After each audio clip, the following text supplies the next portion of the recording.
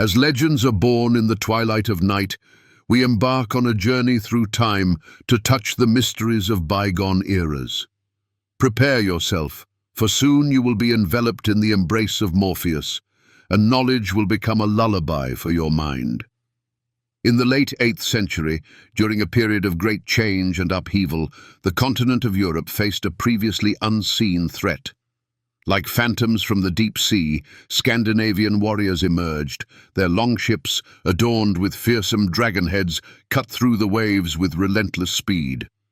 These northern invaders appeared suddenly, like a storm, descending upon coastal settlements, penetrating deep into the land, leaving behind only ruins steeped in smoke and ash.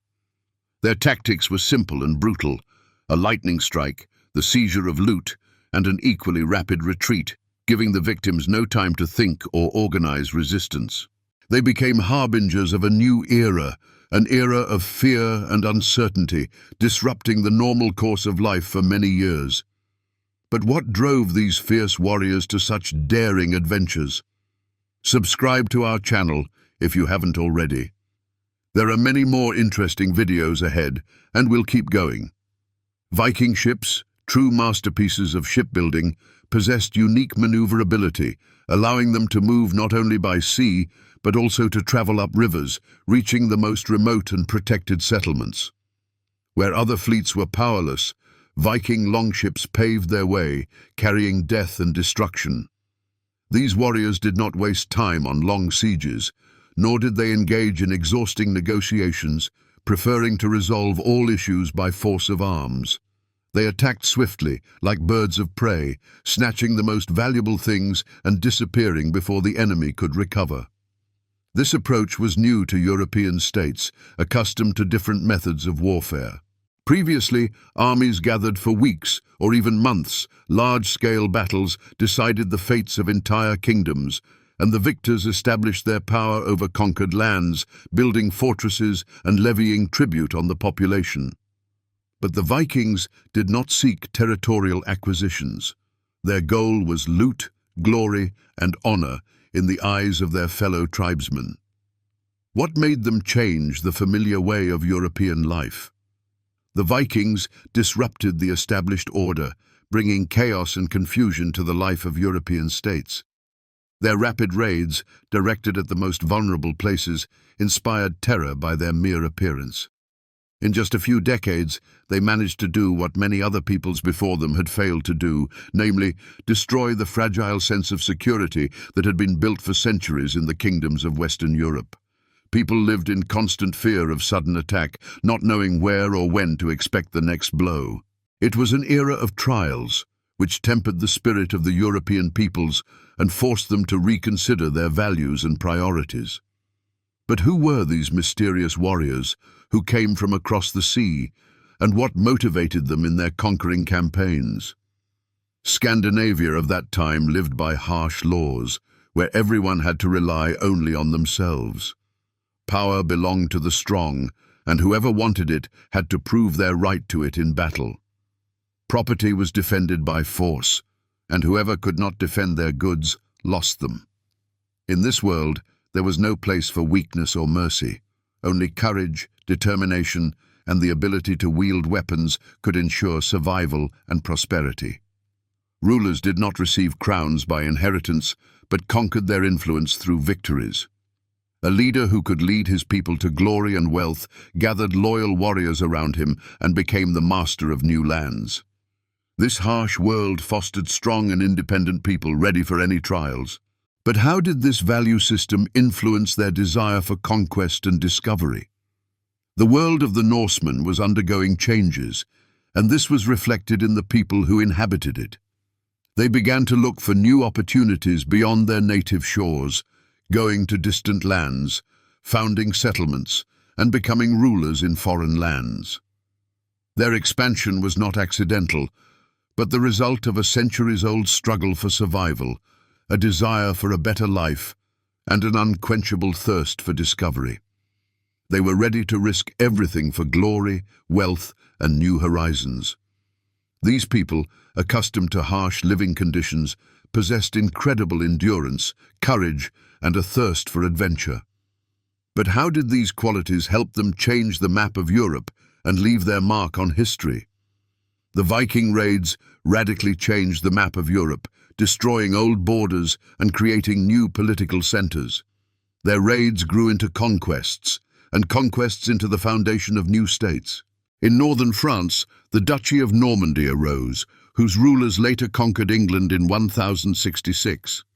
In Britain, the Vikings established their laws, known as the Danelaw, and later even occupied the English throne, strengthening their influence on this land.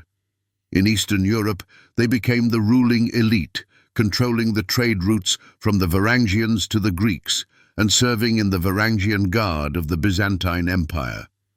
Even after the end of the Viking Age, their influence did not disappear without a trace. But what remained after them, besides ruins and legends? The Vikings left behind cities such as Dublin and York, dynasties, laws reflected in runic inscriptions, and linguistic borrowings that are still found in English and French. Their descendants became rulers of kingdoms, and their combat traditions and maritime skills formed the basis of the fleets that determined the future of Europe. The word Viking in the early Middle Ages did not denote a people or nation in the modern sense. So what did this word actually mean, and who could become a Viking? In Old Norse, there were two terms associated with this concept. Vikinger is a person who went on a sea voyage, a kind of maritime adventurer, and Viking is the journey itself, a raid or expedition full of dangers and adventures. This term was not related to origin, social status, or class. Vikings were those who took up arms, joined a squad, and went in search of loot, trade, or the discovery of new lands. The campaign could last several weeks or stretch for years, depending on the goals and circumstances, but after its completion, many returned to their habitual lives, becoming farmers, artisans, or merchants. But what did it take to become a Viking and embark on such a dangerous journey? Organizing a Viking raid required significant resources. The chieftain or konung who organized the expedition had to gather people, prepare ships, stock up on food and weapons. Sometimes he financed the venture himself, but more often he sought support from the nobility, who invested in the hope of receiving a share of the loot. Often, ordinary free peasants, wanting to try their luck and change their lives for the better, sold their property to buy equipment and join the campaign. After a successful raid, the spoils were divided according to established rules. The chieftain received the best part: gold, jewels, rare weapons, and fabrics. But how was the loot divided among the other participants of the campaign? The rest of the loot was distributed among the participants of the campaign, depending on their contribution. Those who showed courage and distinguished themselves in battle could expect a greater reward. Part of the loot went to public needs, such as building ships, strengthening settlements, and religious offerings to the gods. If there were slaves among the captured property, they were either left to work on farms or sold in markets, especially in Islamic countries and Byzantium, where there was a high demand for slaves. But how united was Viking society, and were there any differences between them? Despite the common culture, language, and traditions, there were significant differences between the Scandinavians themselves. During the Viking Age, Denmark, Norway, and Sweden were not unified states. These were lands inhabited by many tribes, konungs and jarls, each of whom ruled their territory and sought to expand their influence. This political fragmentation explains why the Vikings acted in different ways, attacking different regions and pursuing different goals. The Danes, for example, were the most numerous among those who went on raids, and their expansion covered a significant part of Europe. But where did other Scandinavians direct their longships, and what lands became their prey?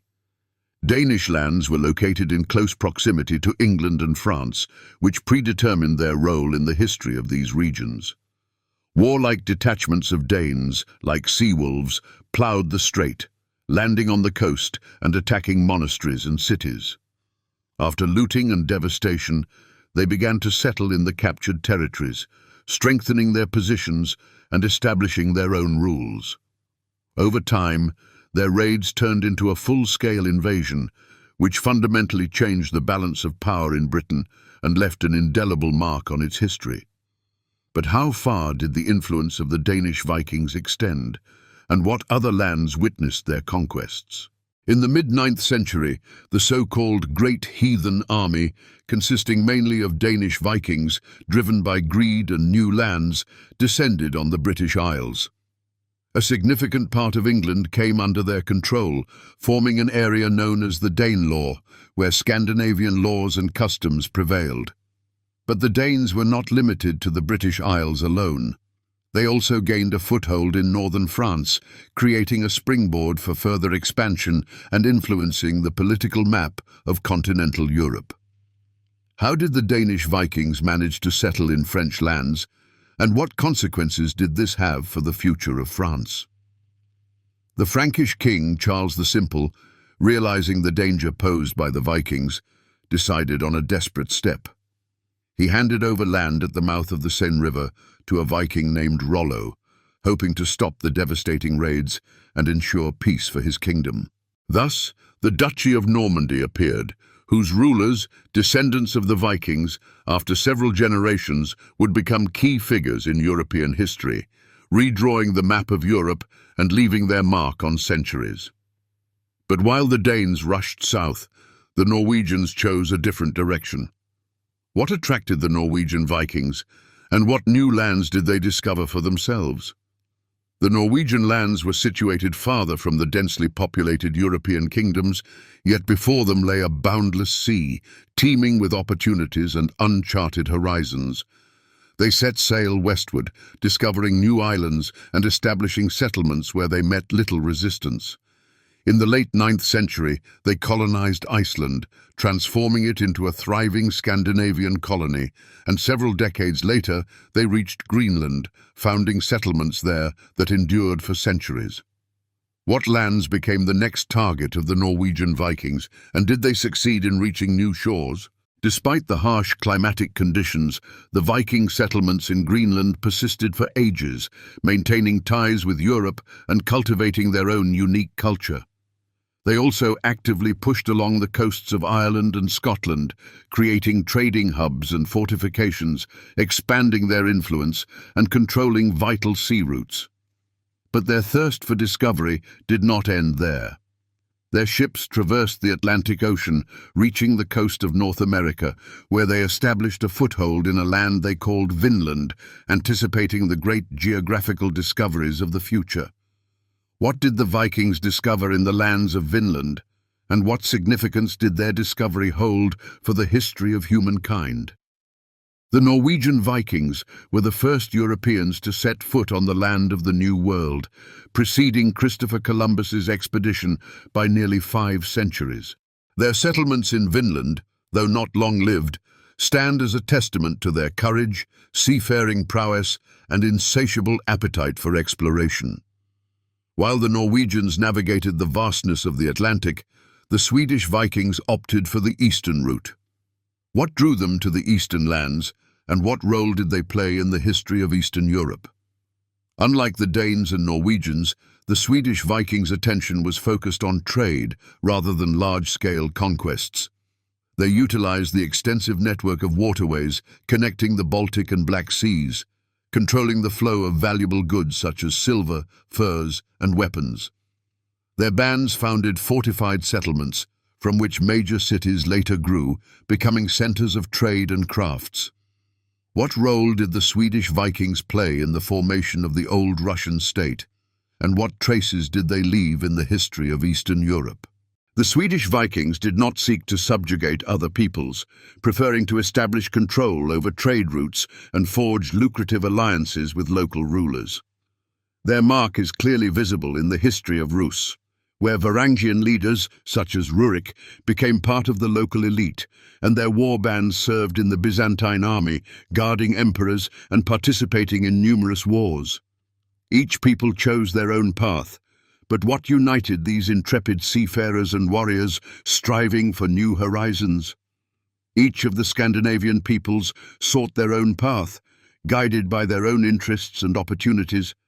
but they were all united by an insatiable thirst for new possibilities, a pursuit of wealth, and a quest for glory. They chose directions based on what the surrounding lands could offer them, but their sights were always set beyond the horizon, in search of new lands and adventures.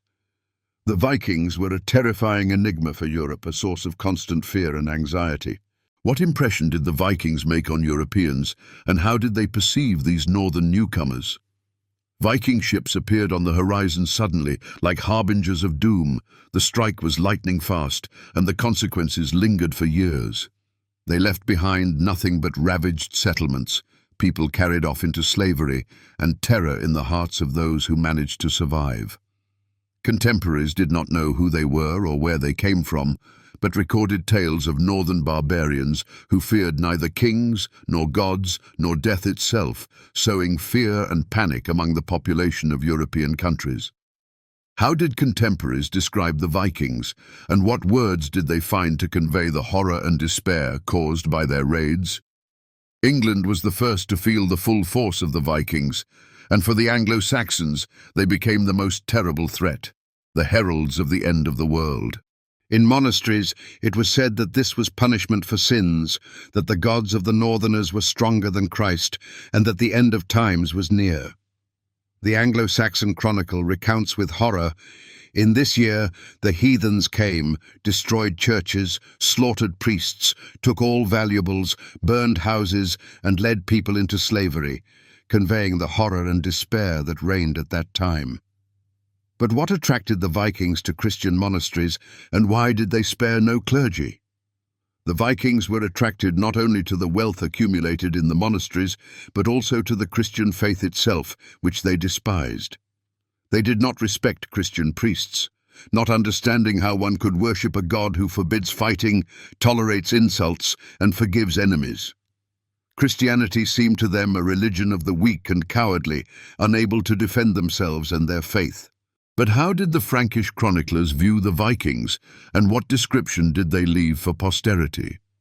One chronicle scornfully states that the Vikings laughed at the monks who prayed for salvation instead of taking up swords and defending their land and their faith. The Frankish chroniclers regarded the Vikings with the same hatred, but with greater pragmatism and understanding. They called them Northmen, or northern people, noting that they were a formidable but calculating enemy to be reckoned with. But what else was in the eyes of the Vikings besides cruelty and greed? Frankish chroniclers wrote that the Vikings did not simply rob and kill, but also conducted a complex political game, skillfully taking advantage of the disunity of European kingdoms, attacking where there was no defense, and organizing alliances with enemies. One Frankish chronicler bitterly remarked, "They come time and time again, because we ourselves give them cause. We are weak, we are divided, and they know it," acknowledging his own powerlessness in the face of the northern threat. But how did the Byzantines, the inhabitants of distant and wealthy Constantinople, perceive the Vikings? The Byzantines viewed the Vikings differently, perceiving them as barbarians, but useful barbarians, with whom one could trade and use for their own purposes. Trade with the northern lands passed through the Vikings, supplying valuable furs, slaves, and weapons. The Vikings came to Constantinople not only with swords, but also with goods, offering their services as mercenaries. What impression did the Vikings make on the Byzantines, and how did they describe them? Byzantine chroniclers noted that the Vikings were skilled seafarers, excellent warriors, but crude in their daily lives, heavy drinkers, and immoderate in their fury. When the Varangians realized that it was more profitable to befriend Byzantium than to fight it, they became mercenaries, entering the service of the Byzantine emperors. The emperors hired them into the Varangian Guard, elite units that guarded the palace and were considered the most loyal and devoted warriors. But what awaited the Varangians in the service of the Byzantine emperors, and what role did they play in the history of the Byzantine Empire? According to one chronicle, the Varangians were distinguished by incorruptibility, selfless devotion to their commanders, and fearless courage in battle, fighting to the last breath. Legends were made about their incredible strength and endurance, but their harsh customs, which amazed even the most hardened warriors, were no less well known. One Byzantine writer noted with horror that after the battle, the Varangians skinned their slain enemies, and in their free time, they indulged in drunkenness that could ruin any ordinary person. But Arab merchants and travelers knew the Vikings from a completely different perspective. What impression did the Vikings make on Arab merchants and travelers? Arab merchants and travelers, often calling the Vikings Rus, encountered them mainly not as bloodthirsty warriors, but as skilled traders arriving from the north and offering valuable goods such as furs, swords, and slaves. Arab chroniclers admired their strength, endurance, and tall stature, describing them as fair-haired giants. What description of the Vikings' appearance did Arab travelers leave, and what impressed them the most? One Arab author wrote, "They are like palm trees. They are tall, they have long hair, braided into braids. They clean their weapons every day and cannot tolerate rust," emphasizing their militancy and attention to detail. However, despite admiration for their strength and appearance, the Vikings seemed wild and uncivilized to the Arabs. What repelled Arab travelers in the Vikings, and what customs seemed barbaric to them? One of the most famous Arab travelers, Ahmad ibn Fadlan, wrote with disgust, "They are the dirtiest of all that Allah created. They do not wash their clothes, and do not clean up after themselves," emphasizing their untidiness and neglect of hygiene. However, it is worth noting that this description did not apply to all Vikings, but specifically to those whom he met during his expedition. Perhaps the warriors were simply on a long campaign where maintaining cleanliness was difficult. Ibn Fadlan was also surprised by their cruelty and barbaric customs, which contradicted Arab culture. What Viking rituals amazed the Arab traveler and terrified him? Ibn Fadlan was particularly struck by the burial rituals of the Vikings. When a noble leader died, his body was not simply buried in the ground, but was sent with him into the afterlife slaves and concubines who were sacrificed so that they would accompany him in eternal life. With what horror and disgust did the Arab traveler describe the burial rites of the Vikings?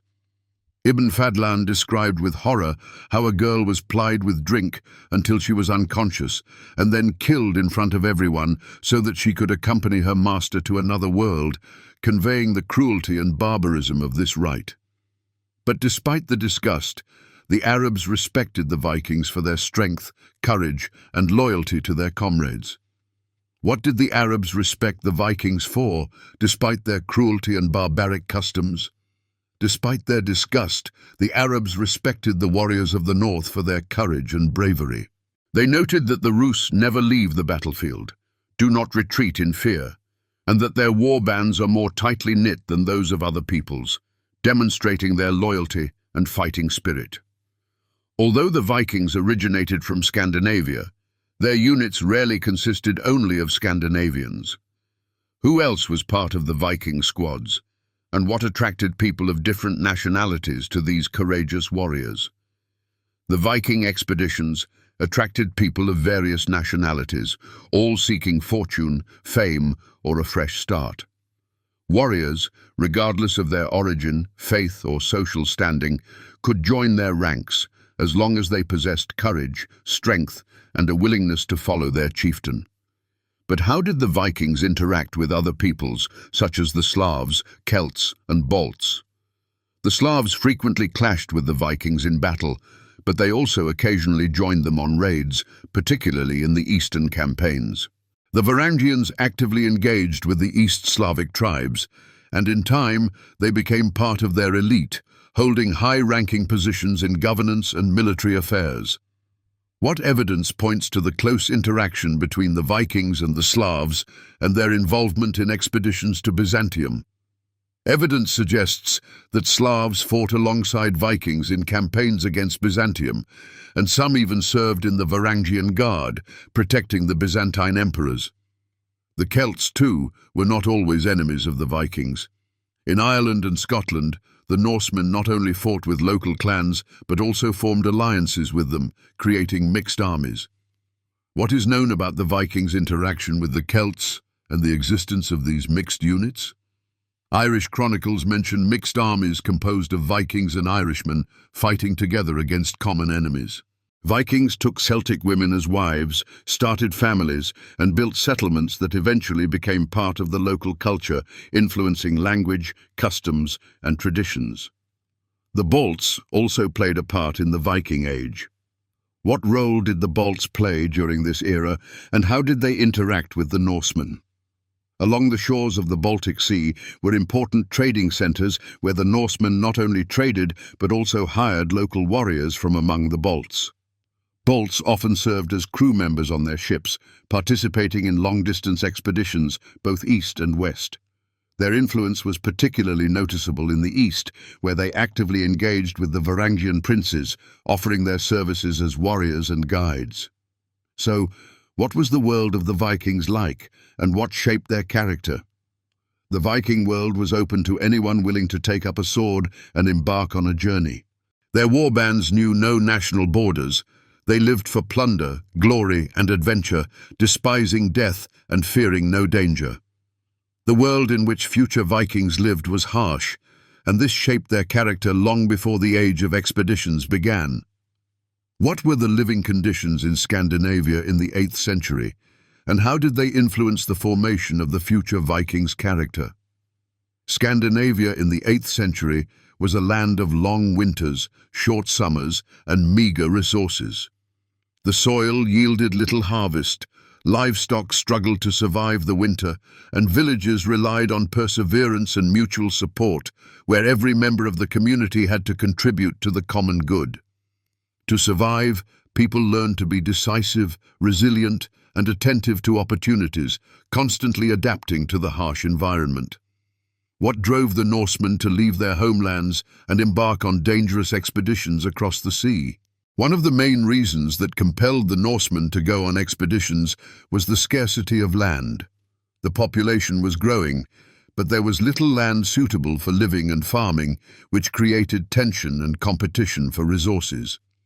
How was land divided among heirs, and why did the younger sons choose the path of a warrior or a merchant? Land was most often passed down to the eldest son, leaving the younger ones to find their own way. Some remained to work for others, but many chose a different path, becoming warriors, merchants, and travelers, setting off to distant lands in search of wealth and fame.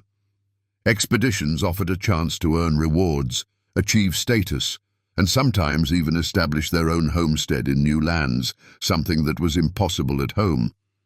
But what else exacerbated the situation in Scandinavia and pushed people to seek a better life beyond its borders? Internal conflicts aggravated the situation. Scandinavia in that era was a mosaic of small kingdoms, villages, and clan lands constantly warring with each other. There was no centralized authority. Alliances were temporary, and disputes between rulers were often resolved by war, leading to instability and devastation. What happened to those who lost in these internecine wars, and where did they go? The defeated often left with their people for other lands, not always voluntarily, but almost always with weapons, seeking to find a new place to live and continue the struggle for power and influence. Those who could not find a place for themselves at home sought to find it across the sea, in distant lands where they could become wealthy, famous, and found their own kingdom. Against the backdrop of political instability and resource scarcity, climatic difficulties intensified. What climatic changes were occurring in Scandinavia, and how did they affect people's lives? In the 7th and 8th centuries, the climate in Scandinavia became colder and less predictable, leading to worsening conditions for agriculture and animal husbandry. Harvests dwindled, and famine years became more frequent, putting people on the brink of survival. People deprived of grain reserves began to look for other ways to survive, turning their gaze to the sea. How did the sword and sail help the Vikings survive in harsh conditions and achieve wealth and fame? One such way was through raiding expeditions. The sword and sail opened access to what their homeland could not provide. Maritime raids allowed the Vikings to plunder rich cities and monasteries, capture slaves and livestock, and establish trade relations with other countries, providing sustenance and wealth for themselves and their kinsmen.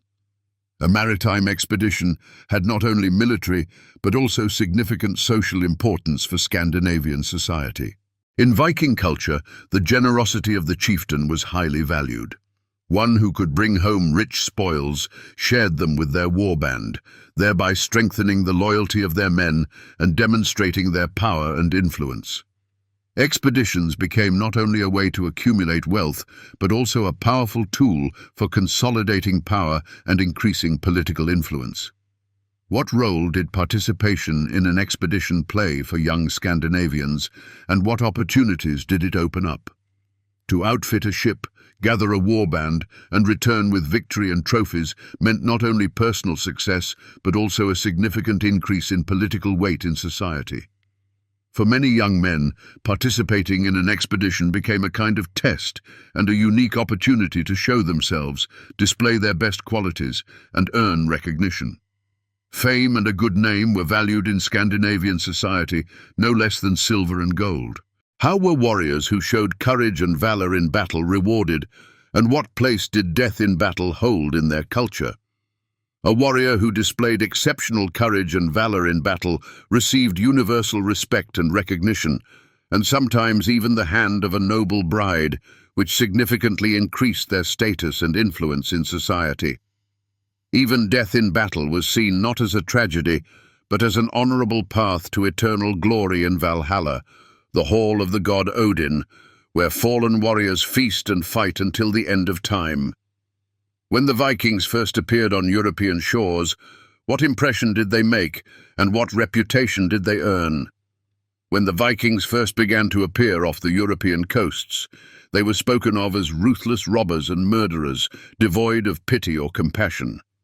Their reputation was built on their initial raids, the burned monasteries, and the enslavement of inhabitants, which caused terror and panic among the population. But were the Vikings' actions truly chaotic, and were they driven only by greed? Even in the earliest Viking expeditions, it is clear that the targets were chosen thoughtfully and rationally. Strikes were aimed at wealthy and poorly defended locations where the loot was maximized and the risk minimized, demonstrating strategic thinking and planning. As experience grew and the geography of the expeditions expanded, the Viking warbands began to assess the situation more broadly, striving for longer-term and more sustainable benefits. How did the Vikings begin to use captured territories, and what role did infrastructure play in their strategy? Instead of burning cities to the ground, the Vikings gradually began to use captured territories as a valuable resource, extracting the maximum benefit from them. This applied not only to land and people, but also to infrastructure, such as ports, roads, and workshops. Where everything had previously been destroyed, markets, warehouses, and craft workshops began to appear, attracting merchants and artisans from various countries. How did Jorvik in Britain become a major trading centre, and what role did trade routes play in the Viking economy? Jorvik in Britain became a major centre of crafts and trade, attracting merchants and artisans from all over Europe. From a temporary Viking camp, it became a stable point of exchange, where merchants and artisans came, where trade was conducted, duties were collected, and profitable deals were made. Similar trading centres also appeared in Ireland and Scotland, becoming important hubs in the Vikings' network of trade routes. In the east, trade developed along the Dnieper, Volga, and Niemen rivers. How did the Norsemen use the rivers for trade, and what connections did they establish with Byzantium and the Islamic world? Through the Dnieper, Volga, and Niemen rivers, the Norsemen reached Byzantium and the Islamic world, establishing exchanges with Arab and Persian merchants, receiving valuable goods and silver. These river routes became a vital part of the Scandinavian economy, providing a link between the north and the south. The linchpin of this complex trading system was the Viking ships. What characteristics did Scandinavian ships have, and what advantage did they give the Vikings? Scandinavian longships, fast, light, and with a minimal draft, gave the Vikings a tactical advantage that Europe could not cope with. They could freely navigate rivers, land at any point on the coast, and leave just as quickly, remaining elusive to their enemies. How did the Vikings use their ships not only for military purposes, but also for trade and establishing connections? Walls, garrisons, and even natural barriers were no match for the Vikings. Warriors would appear where no one expected an attack, vanishing before their foes could react. But the same ships that carried these warriors also transported goods, artisans, merchants, and messengers. With them sailed knowledge and political connections, broadening horizons and solidifying Viking influence. What role did these ships play in conquering new territories and establishing power? Ships were not only a means of conquest and exchange, but also a tool for expanding horizons and establishing authority. They provided the Vikings with speed, maneuverability, and independence, allowing them to control vast territories and sea lanes. As the Vikings' desire to settle in conquered lands grew, what forms of governance did they begin to employ, and how did they interact with the local populations? As the Vikings' desire to settle in conquered lands grew stronger, various forms of local governance emerged. The Vikings began to collect tribute, establish trade rules, negotiate with local elites, and control settlements and trading posts, integrating them into their economic system. What role did local communities play in the Viking system of governance, and how was the collected tribute distributed? Viking rule included protecting roads, collecting taxes, managing land, and organizing fairs, which fostered trade and regional prosperity. Local communities were integrated into this system, receiving protection and stability in exchange for paying tribute. Part of the tribute went to the new ruler, ensuring their power and wealth, while the remainder stayed within the local economy, strengthening its stability and stimulating development. How did temporary Viking camps evolve into permanent settlements, and how did their attitude toward the conquered territories change? Settlements grew from temporary camps, transforming into thriving cities and trading centers. Managing the conquered territories became more profitable than destroying them, and the Vikings began to realize this, shifting their strategy. People skilled in accounting, deal-making, providing defense, and ensuring the flow of goods were valued as much as those who wielded swords, which promoted economic development and solidified Viking power. To understand how the Vikings established themselves in Europe, we must return to the beginning of their expansion and examine the first raid recorded in the chronicles. When and where did the first Viking raid recorded in the chronicles occur, and what impression did it make on Europeans?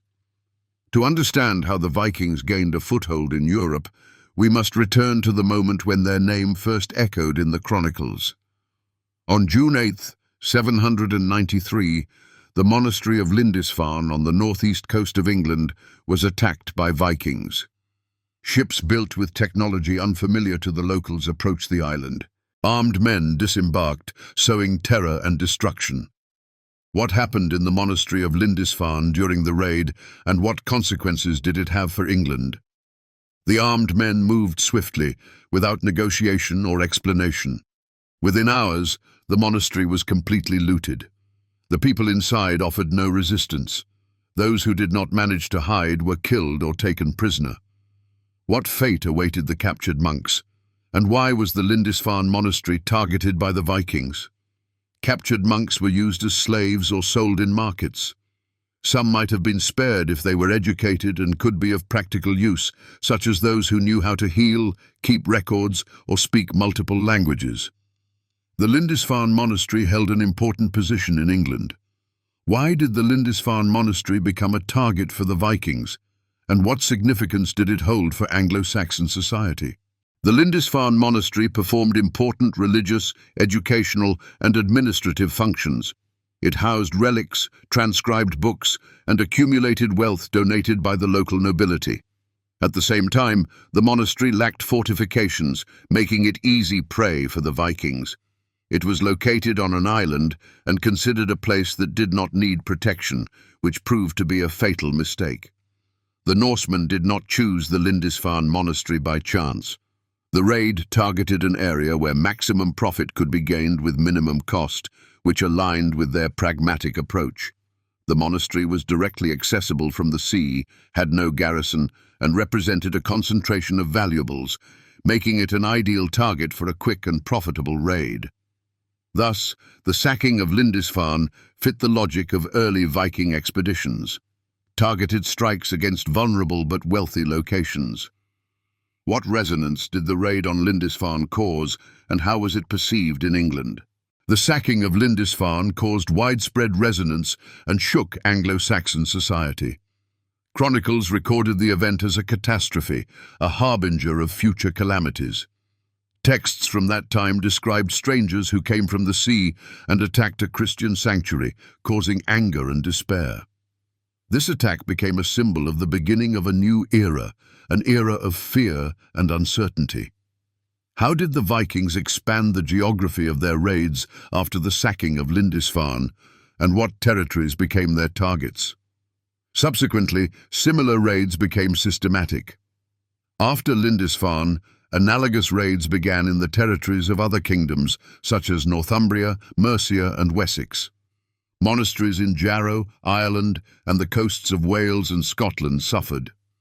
The Norsemen gradually expanded the geography of their expeditions, exploring new territories and assessing their vulnerability. How did the Vikings assess the readiness of local communities to defend themselves, and why did repeated raids on the same territories become common practice?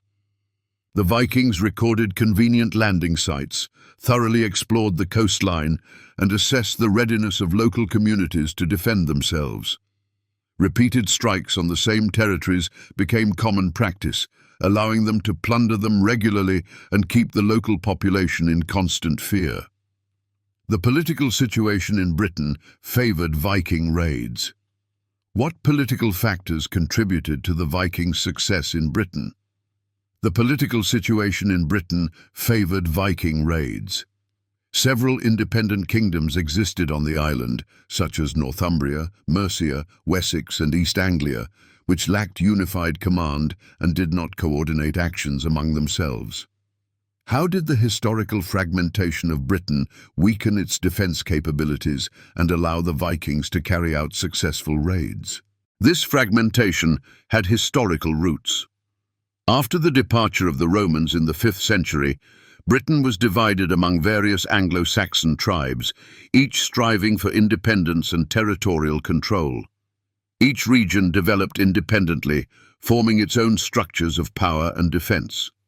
There was no central government, and attempts at unification regularly ended in internecine strife, weakening the country and making it vulnerable to external aggression. Why was coastal defense not among the priorities of the Anglo-Saxon kingdoms, and how did the Vikings exploit this? Internal conflicts and the struggle for power weakened the ability of the Anglo-Saxon kingdoms to repel external threats. Coastal defense was not a priority, and the Vikings actively exploited this. What tactics did the Vikings use to achieve their goals in Britain, and how did they react to Anglo-Saxon attempts to strengthen defenses? Viking detachments conducted swift raids, did not linger in one location, and relied on speed and surprise. They did not engage in protracted battles, yet they achieved their goals, plundering settlements and enslaving people. When fortifications began to be erected in one place, the Vikings struck another region, using their mobility and flexibility. On the continent, the situation was similar to that in Britain. How did the collapse of Charlemagne's empire weaken the defense capabilities of European states and facilitate Viking raids? After the death of Charlemagne, his empire disintegrated into several parts, and power was distributed among several rulers, which led to the weakening of centralized defense. Cities located inland were not considered vulnerable, and the Vikings exploited this. How did the Vikings use rivers to penetrate deep into European states, and why did their ships allow them to bypass defensive structures? The Vikings used rivers as transportation arteries. They sailed up the Seine, Loire, and Garonne, attacking commercial and administrative centers located far from the coast.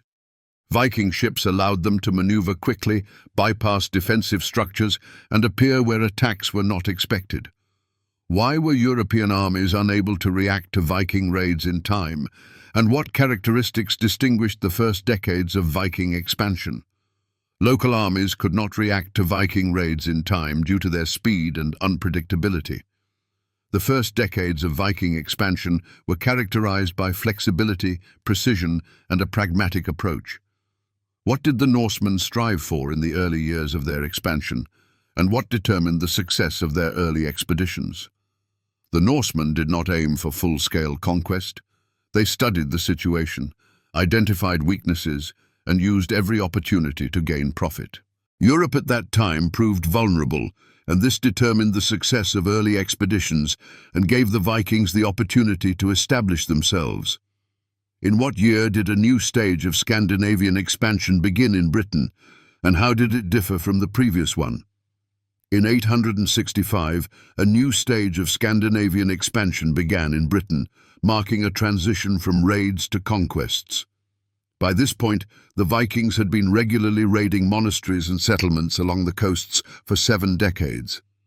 But now the model itself changed. Instead of quick looting, a large-scale campaign began with the goal of conquering and holding territories. What event marked the beginning of this new stage of Scandinavian expansion in Britain, and what was the Great Heathen Army? According to the Anglo-Saxon Chronicle and other sources, it was in this year that the so-called Great Heathen Army arrived in England.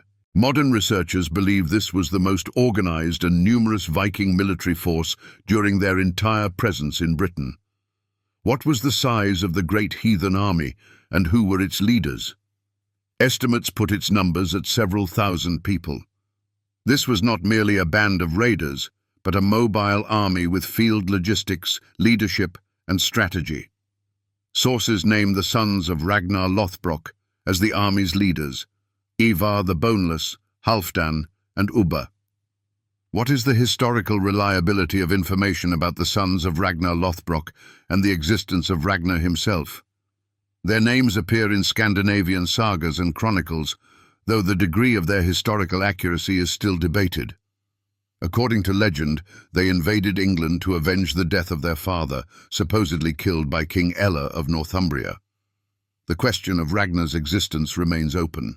How do researchers assess the historicity of the figure of Ragnar Lothbrok, and what factors contributed to his creation? His image is primarily known from Icelandic sagas, where he is described as a celebrated warrior and ruler who campaigned in France and Britain. However, these texts were written centuries after the supposed events. Historians tend to view Ragnar as a composite figure, based on several real 9th-century Scandinavian chieftains. If Ragnar Lothbrok did exist, what significance did his death have for the organization of the Great Heathen Army's expedition? And what was the political situation in England at the time of the Vikings' arrival? If such a person actually existed, he was already dead by the time the Great Army arrived, and his son's invasion of England occurred after his death, legendary or real. England at this time remained politically fragmented. After decades of internal strife, their resources were seriously depleted. Alliances between kingdoms were temporary, changes of power occurred frequently, and there was no unified defense system. This allowed the Vikings to advance through the country in stages, facing only local resistance, which greatly facilitated their conquest. Which territories were the first victims of the Great Heathen Army, and what strategic importance did the city of York hold? The Great Army's first major successes were in Northumbria. The Vikings captured its capital, the city of York, as early as 866. The city had significant strategic importance. Control over it allowed them to manage northern trade routes and establish themselves in the region, making it a key point for further expansion. What attempt did the kings of Northumbria make to reclaim York, and what was the outcome? Soon after, the Northumbrian kings Illa and Osbert attempted to retake York, but their army was defeated, and both kings were killed in battle. This victory strengthened the Vikings' position in the region and opened the way for further conquests. Which territories became the next targets of the great heathen army, and how did the Anglo-Saxon kingdoms resist? Next, the Vikings advanced into East Anglia. The local king, Edmund, was captured and, according to legend, executed for refusing to renounce Christianity. His death became symbolic, and he was recognized as a martyr and canonized, becoming one of the national saints. After East Anglia, the army focused on the territory of Mercia. What was the resistance to the Vikings in Mercia, and who became the only Anglo-Saxon king to offer them serious resistance? There was practically no organized resistance in Mercia. Some cities capitulated without a fight, and the Mercian king Burgred chose to leave the country, going into exile. The region came under Viking control. The only kingdom that did not submit during this campaign was Wessex. Its ruler, Alfred the Great, refused to pay ransom and began to build defenses, preparing for war. What part of England came under Viking rule by the mid-80s of the 9th century, and what was the Danelaw? By the mid-80s of the 9th century, almost all of eastern and central England was under Viking rule. These territories became the basis of the Danelaw, an area where Scandinavian law was in effect, settlements were built, and trade developed, indicating the Vikings' long-term plans in the region. What was the purpose of the great heathen army's arrival in England, and how did the nature of Viking raids on European states change? The great army did not come merely for loot. It came with the intention of long-term presence and restructuring the captured lands, turning them into part of the Scandinavian world. By the end of the 9th century, the Vikings were no longer an unexpected threat. Their campaigns became a regular part of European politics. They did not simply raid, but waged actual campaigns aimed at establishing control over territories.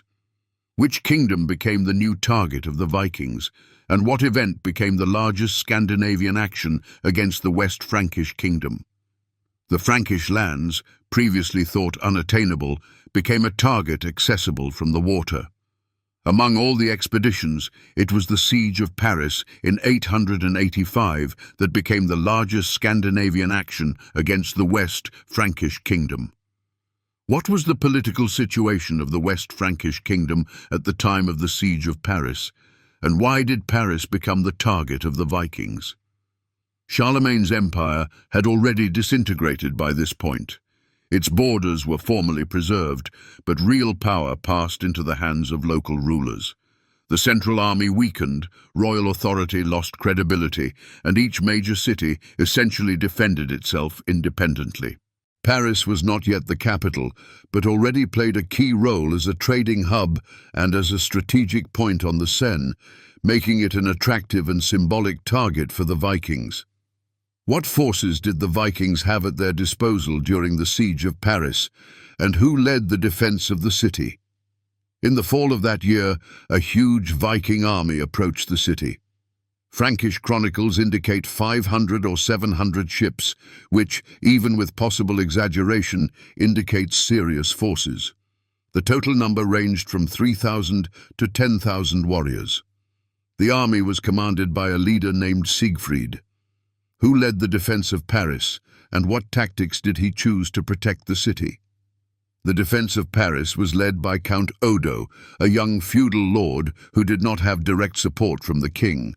He fortified the city and focused the defense on the Ile de la Cité, a natural outpost in the middle of the Seine, connected to the banks by 2 wooden bridges. How did the location of the Ile de la Cité contribute to the defense of the city, and how did events unfold during the siege of Paris? This decision made it possible to hold the defense despite the numerical superiority of the enemy. The first Viking attacks were swift and aggressive. They set fire to the bridges, tried to break through from land and water, but all attempts failed. The city stood firm, and the siege began. How long did the siege of Paris last, and what difficulties did the city's residents have to endure?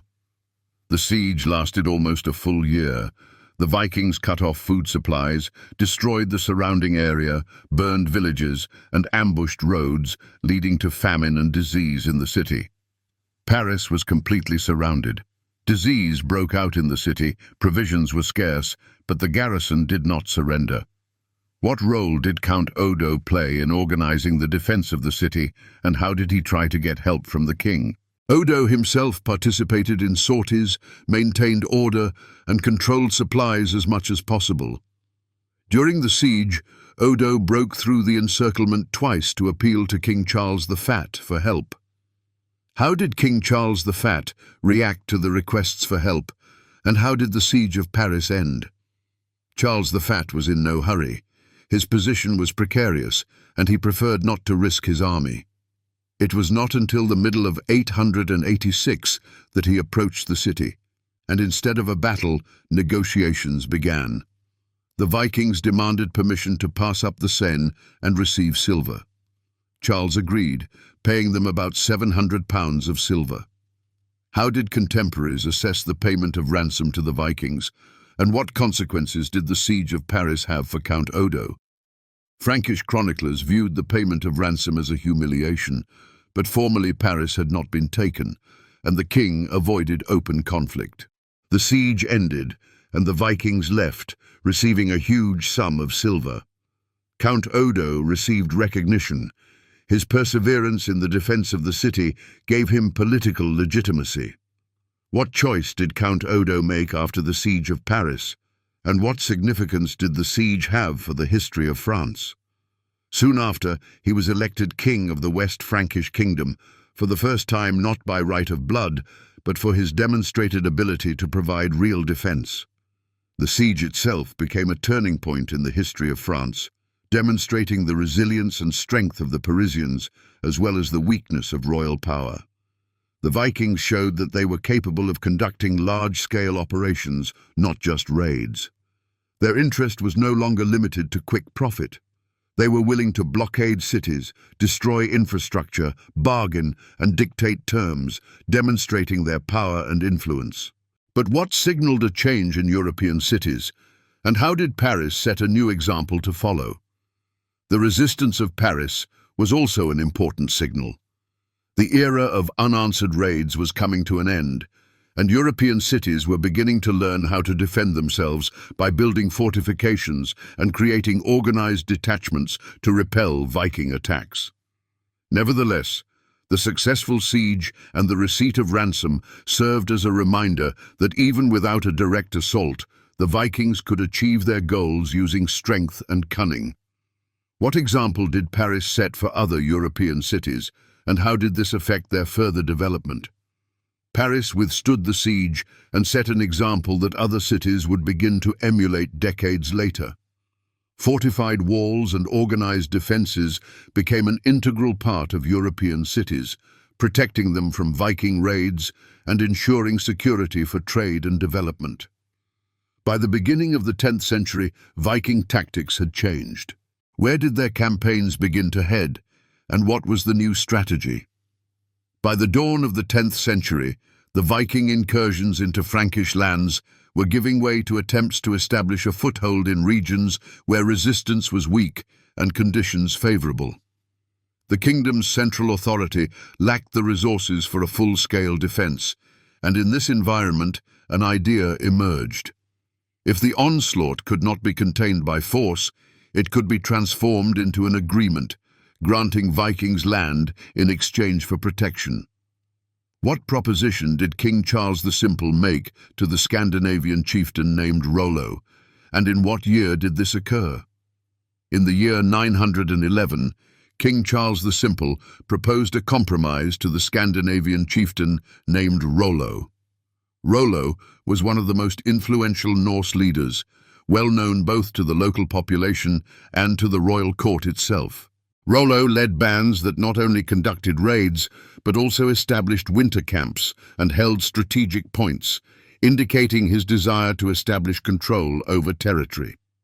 In what place was the agreement between Charles the Simple and Rollo concluded, and what conditions did it stipulate? The agreement was concluded in the town of Saint-Clair-sur-Epte. According to its terms, Rollo received lands in the lower Seine River Valley, centered in Rouen. These territories came under his control in exchange for several obligations. What obligations did Rollo undertake in exchange for receiving lands in the lower Seine River Valley? Rollo recognized the authority of the French king, converted to Christianity, and pledged to defend the region from further invasions, including those by other Vikings, thus becoming an ally of the French crown. What benefits did both sides derive from this agreement, and what role did the conversion to Christianity play in this process? This agreement solved several problems at once. The Franks effectively shifted the defense of an important region to the shoulders of those who had previously posed a threat. In return, the Vikings received not only land, but also legitimate status. Rollo became a duke and could officially pass on power through inheritance. Conversion to Christianity was a symbolic act, paving the way for integration into the European aristocracy. What significance did the founding of Normandy have, and how did Rollo's descendants adapt to the new conditions? Thus was founded Normandy, the land given to the Northmen and named in their honor. Within a single generation, these territories became a fully fledged part of the political map of France. Rollo's descendants adapted quickly. They adopted the French language, embraced feudal institutions, but retained the military organization and governance traditions forged in the north. How did the Vikings rework the local culture and become a new elite in Normandy? Normandy became an example of how former conquerors were able not only to settle down, but also to become a new elite. They did not dissolve into the local culture, but rather reworked it to suit themselves, creating a unique blend of Scandinavian and French traditions. In what direction did the Scandinavians begin to move by the mid-9th century, and what interested them in this region? By the mid-9th century, the Scandinavians were increasingly moving eastward. Here, they were not interested in military spoils, but in trade. The rivers of Eastern Europe were home to rich land and river routes connecting the Baltic Sea with the lands of the south. What trade routes connected the Baltic Sea with the lands of the south, and what commodity became key to the Scandinavian economy? The river systems of Volkhov, Lovat, Dnieper, and Volga became a kind of transportation network connecting north and south. Scandinavians built lightships that could be dragged between rivers, bypassing watersheds. In the north, they entered Ladoga and Novgorod, from where they advanced south through the ancient lands of the Slavs, Finno-Ugrians, and Balts. How did relations between the Scandinavians and the East Slavic tribes develop? And what role did the Varangians play in this process?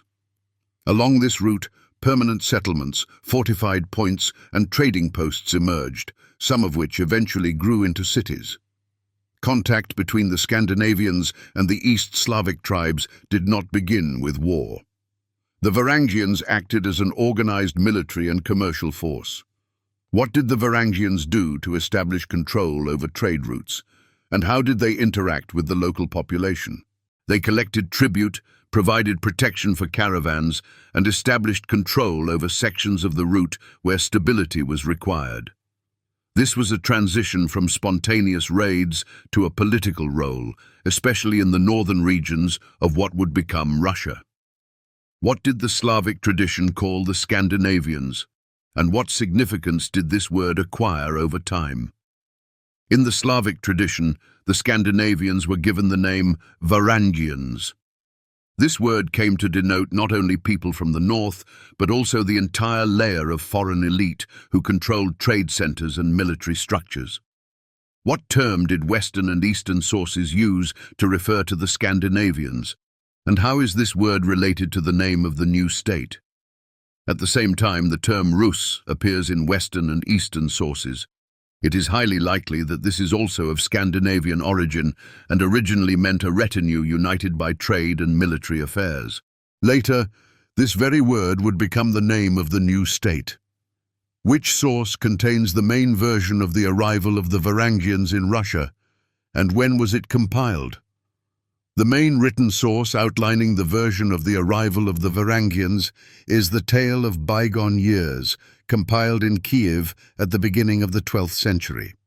It tells how the Slavic and Finno-Ugric tribes, tired of internal conflicts and strife, called upon a Varangian prince named Rurik to restore order and establish peace. He came with a retinue, settled first on Ladoga and then in Novgorod, becoming the founder of the Rurik dynasty. How did events unfold after the death of Rurik, and who became the ruler of the new state? After his death, power passed to Oleg, who in turn seized Kiev and made it the center of a new state, uniting the northern and southern lands of the East Slavs. How reliable is the information about Rurik contained in the Tale of Bygone Years, and how do modern researchers assess his historicity? The chronicle text contains elements of mythologization and legend. The name Rurik is unknown from other sources of that time. His existence has not been confirmed archaeologically, and researchers disagree on whether he can be considered a real historical figure. Some see him as a collective image of the early dynasty, combining the features of several rulers. What evidence confirms the existence of Oleg and Igor, and what role did they play in the formation of the old Russian state? However, the later characters, Oleg and Igor, are already mentioned in treaties with other states, including Byzantine sources, which gives them a solid historical basis and confirms their real existence. Oleg, according to the chronicle, acted as an active conqueror and diplomat. What did Oleg do to unite the East Slavic lands and establish control over trade routes? He subdued Kiev, united the north and south of the East Slavic lands, and controlled key sections of the route from the Varangians to the Greeks, connecting the Baltic and Black Seas. How do archaeological data confirm the presence of Scandinavians in the territory of Old Russia in the 9th and 10th centuries? Archaeological data confirm the existence of large centers in Ladoga, Novgorod, and Kiev already in the 9th and 10th centuries, with characteristic traces of Scandinavian presence, from elements of weapons and jewelry to burial rites. What role did the Varangians play in the formation of the old Russian state? And how did they interact with the local population? Thus, the Varangians in Eastern Europe acted not as conquerors, but as integrators. They fit into the local power structure, adapted to the Slavic environment, but at the same time retained their own practices in military organization and trade. From the alliance between local tribal structures and the Scandinavian military elite, Russia gradually began to form. By the end of the 9th century, the Vikings had mastered the river routes of Eastern Europe. How did trade with southern countries strengthen, and which powerful centers did the Scandinavians encounter? By the end of the 9th century, the Vikings had mastered the river routes of Eastern Europe.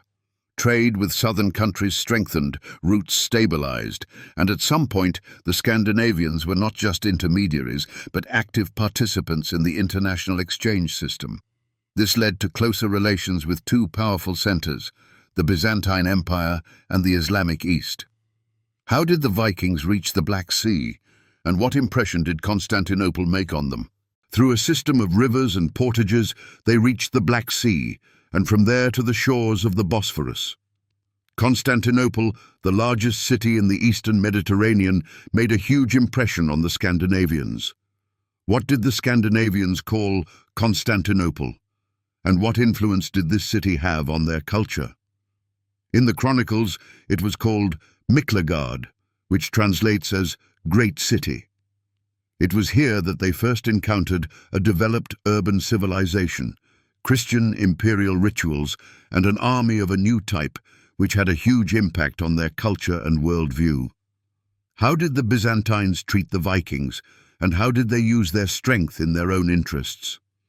At first, the Byzantines viewed the Vikings with suspicion as a potential threat from the north, but it quickly became clear that this force could be used in their own interests.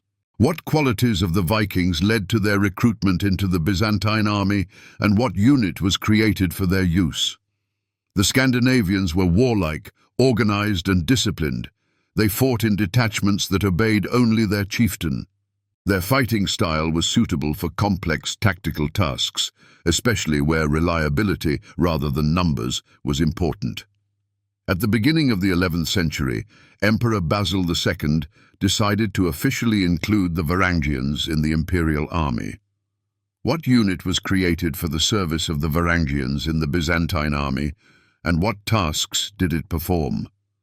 Thus was created the Varangian Guard, an elite military unit composed primarily of Scandinavians. They served as the emperor's personal bodyguards, participated in campaigns, guarded the palace and treasury, performing the most crucial and dangerous tasks. How was the loyalty of the Varangian guardsmen to the Byzantine emperor ensured, and what attracted them to service in Constantinople? Their loyalty was ensured simply. They were foreigners, uninvolved in the internal palace intrigues. Service in Constantinople became a symbol of prestige for Scandinavians, providing wealth, status, and the opportunity to see the world. What did the warriors bring back home after serving in the Varangian Guard, and how did this influence Scandinavian culture? It gave them not only wealth, but also status. After several years of service, warriors returned home with trophies, money, and experience. Many of them brought back Byzantine weapons, fabrics, and silver, and with them elements of southern culture, architectural motifs, and even individual words, enriching Scandinavian culture and broadening their horizons. How did Miklagard become immortalized in Scandinavian sagas, and what trade routes did the Scandinavians develop in addition to the Byzantine one? Scandinavian sagas preserved mentions of Miklagard as the richest city in the world, where the best warriors of the north served. In addition to the Byzantine route, the Scandinavians actively developed trade with Islamic countries. How did the Scandinavians reach Islamic countries, and what did they offer in exchange? The main route passed along the Volga River through Bulgar, the lands of Khazaria, and further south to the Caspian Sea. From there, merchant caravans could reach the Caspian ports, and in some cases even Baghdad. How do Arab sources describe Scandinavian merchants, and what did they import from the Islamic world? They are described as strong, freedom-loving, but at the same time pragmatic merchants. It was the Islamic world that supplied Scandinavia with silver, which became the basis of their economy. What archaeological finds confirm the scale of trade between Scandinavia and the Islamic world? Countless dirhams found in hoards throughout Scandinavia prove the scale of trade. Relations were based on mutual benefit. The Scandinavians brought furs, slaves, honey, wax, and weapons, and received fabrics, metals, glass, jewelry, and most importantly, money. Did the Scandinavians reach all Islamic countries, and how is their presence in the south confirmed? Not everyone could reach Baghdad, but such cases are recorded. Most likely, the Vikings did not go there alone, but joined merchant caravans. Their presence in the south is recorded through a chain of contacts, from Bulgar and Khazaria to the territories of Persia and Mesopotamia. How did the Vikings operate in the Islamic world, and what role did diplomatic and economic ties play in this process? It is important that here the Vikings did not act as conquerors. They operated through diplomatic and economic ties, using existing routes and political structures. The Islamic world was not an arena for military operations, but was vitally important as a source of silver and luxury goods, ensuring the prosperity of Scandinavian countries. Thus, in the eastern and southern directions, the Vikings demonstrated not only their combat strength, but also their ability to adapt, to adjust to foreign cultures and political systems. They integrated into foreign systems, maintained their own identity, and at the same time extracted maximum benefits, which allowed them to establish strong trade links and occupy an influential position in the region. What traces did these contacts leave in the culture, economy, and politics of Scandinavia and the countries with which they interacted? These contacts left a deep mark on the culture, economy, and politics of both Scandinavia and the countries with which they interacted, enriching their culture, expanding trade links, and influencing political development. Military strength was the foundation of Scandinavian expansion. Did the Vikings strive to create large empires? And what goals did they pursue in their campaigns? Military strength was the foundation of Scandinavian expansion. But the Vikings did not strive to build empires like the Roman or Frankish ones. They did not leave behind castles, monuments, or developed administrative systems, which distinguished them from most conquerors. What goals did the Vikings pursue in their campaigns, and how did they differ from other armies of that time? Their goals were different, mobile, focused, and aimed at results. This distinguished them from most European armies of that time, which were more cumbersome and slow. How could a Scandinavian warband gather quickly, and why did its flexibility allow the Vikings to act unexpectedly? A Scandinavian warband could gather quickly. It did not need to be formed for months, like a feudal militia. Each participant knew their place and acted within the framework of a familiar collective. This flexibility allowed the Vikings to act unexpectedly, striking where defenses were not expected and disappearing just as quickly, remaining elusive to their enemies. What did the Vikings strive for during raids, and what role did rivers and sea routes play in their tactics? They did not seek open confrontation if they could avoid it. Their main tactics were surprise and speed. Rivers and sea routes played a special role, allowing them to move quickly and penetrate deep into territories. How did the design of Scandinavian ships allow them to penetrate deep into Europe and land in unexpected places? It was through them that the Vikings penetrated deep into Europe. Their ships were designed to move easily both by sea and by river, and if necessary, even to be portaged over land, which allowed them to land in the most unexpected places. What principles did Scandinavian weaponry adhere to, and which element was considered the most important? They could approach a city not from the side of the gates, but directly to the pier or along a narrow arm of the river, catching its defenders off guard. The Scandinavians' weapons were selected based on the principle of availability and reliability.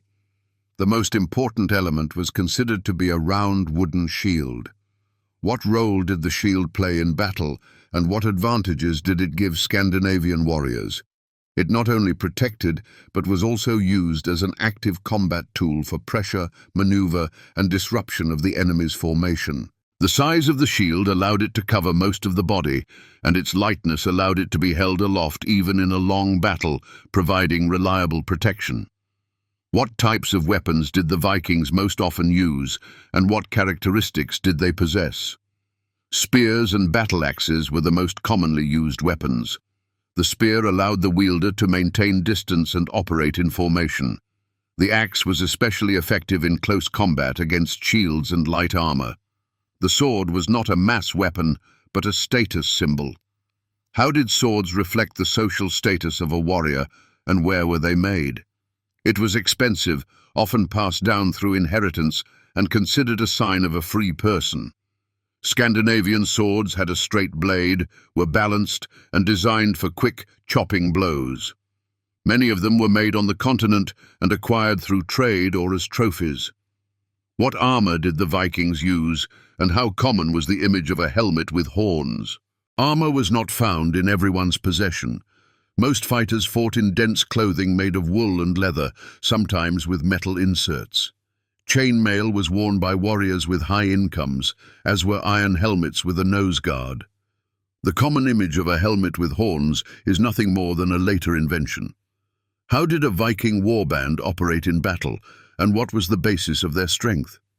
In practice, in battle, such decorations would be not only useless, but also dangerous. In battle, the warband acted in a coordinated manner. They were built in a dense line, shield to shield, pushing the front line forward as a single barrier.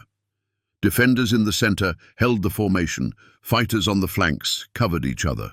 Coordination was of decisive importance. What principles did the Vikings follow in battle, and why did they not act alone? The Vikings did not go into battle alone, but each participant knew where they should be and how to interact with the others, which gave them an advantage over the enemy. In the popular imagination, the image of a Viking is often reduced to the figure of a possessed warrior. What is known about berserkers and Ulfhedna, and what is their role in Scandinavian culture? In the popular imagination, the image of a Viking is often reduced to the figure of a possessed warrior who loses control in battle, falls into a rage, and rushes at the enemy with inhuman strength. This image was formed under the influence of stories about berserkers and Ulfhednar, special types of fighters who were attributed a special state in battle. Who are the berserkers, and what qualities were attributed to them in sagas and poetry?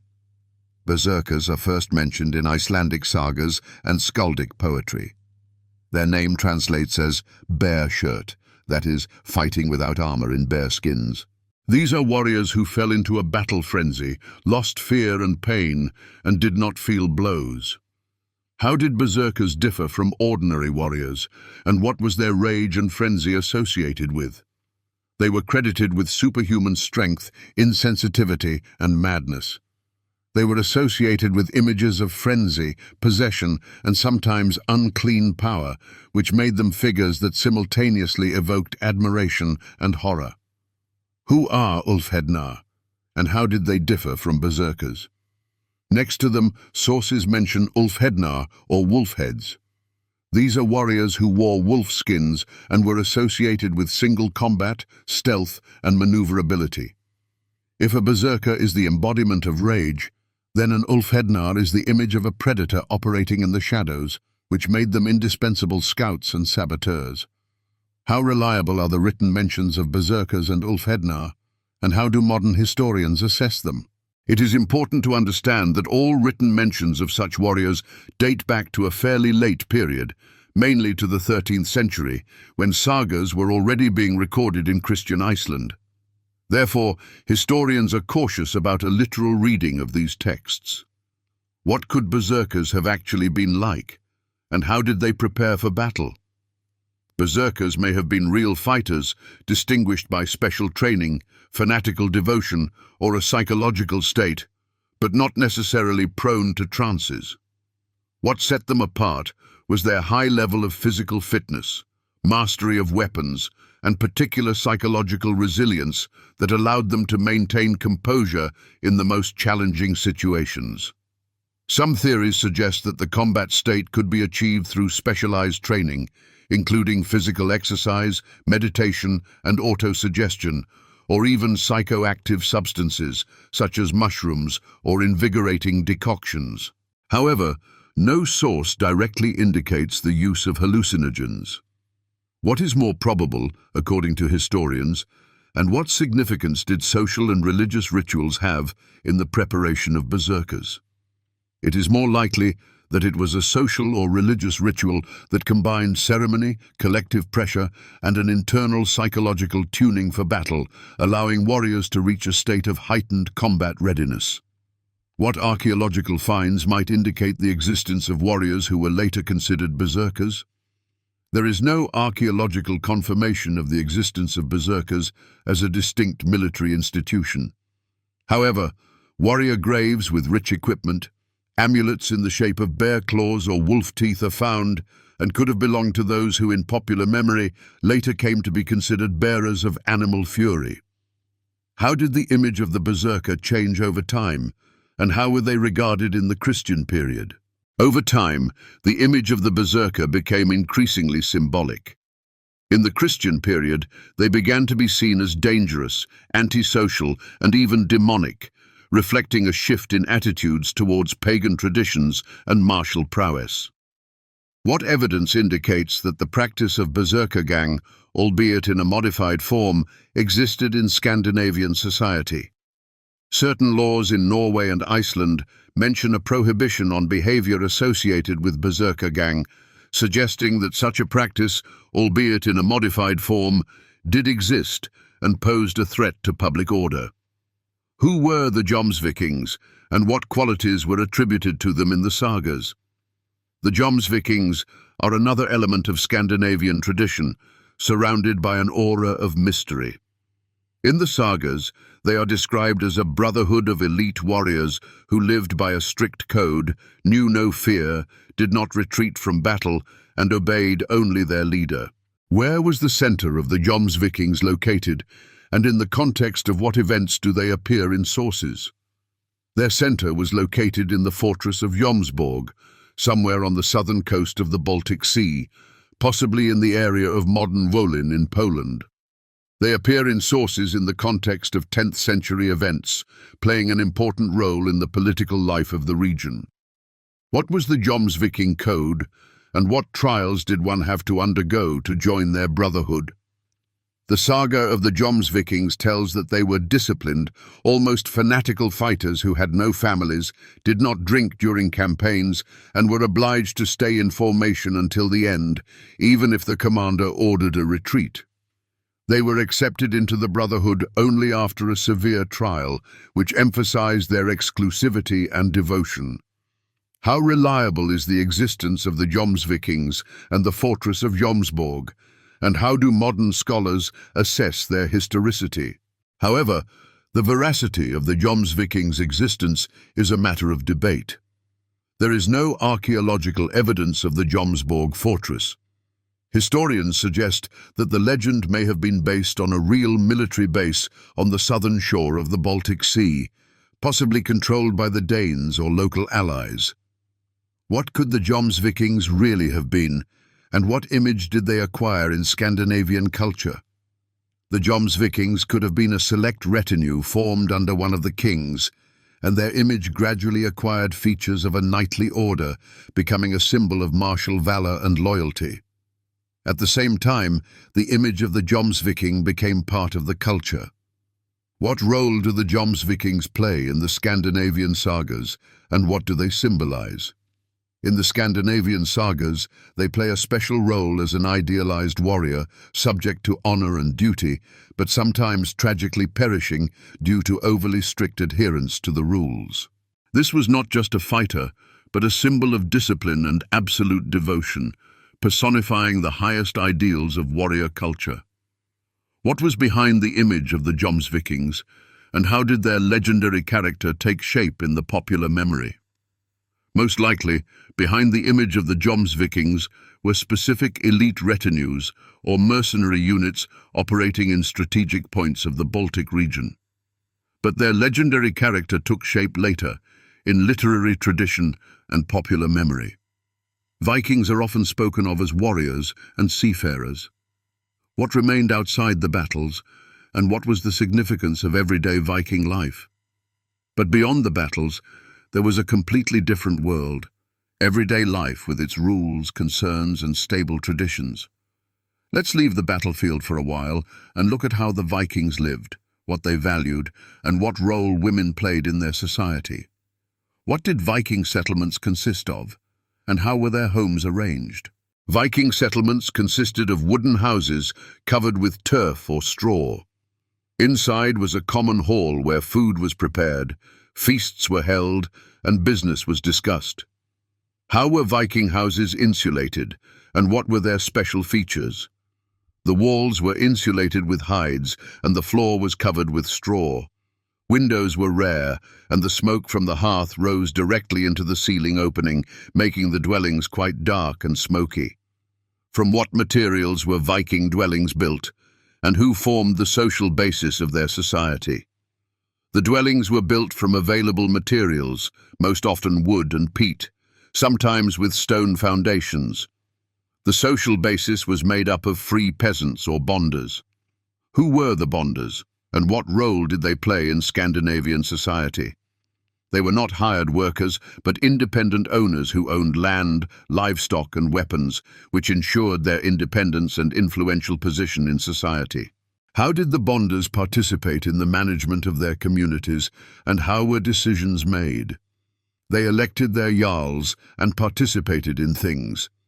Things are popular assemblies where disputes were resolved, sentences were passed, and alliances were made, ensuring the participation of every free person in the management of the community.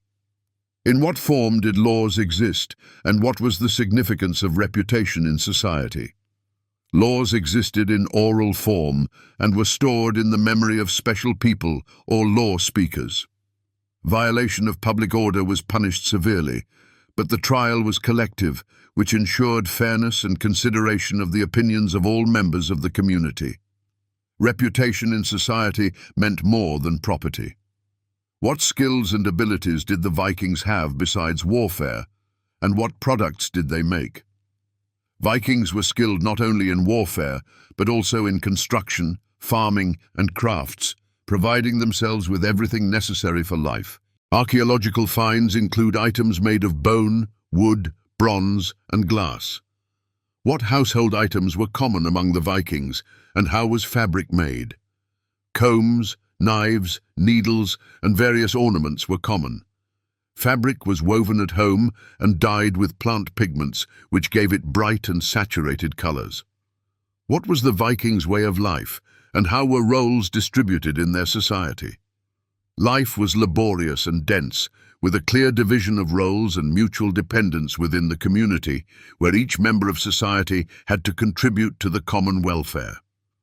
What did the Vikings' diet depend on, and what dishes formed the basis of their diet?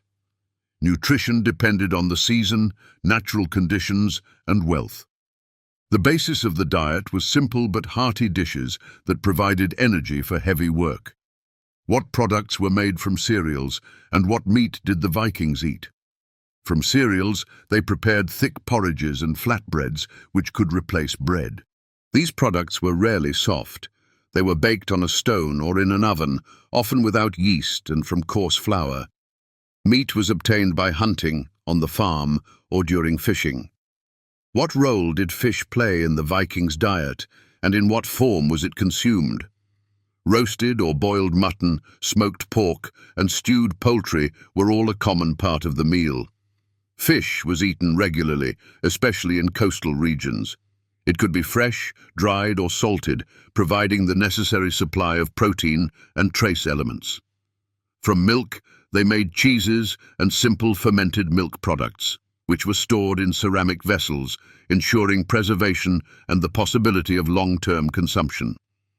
Root crops and cabbage were grown in gardens and supplemented the main dishes, especially in winter, when there were few other sources of vitamins and fiber. How were festive feasts held, and what drinks were consumed during celebrations?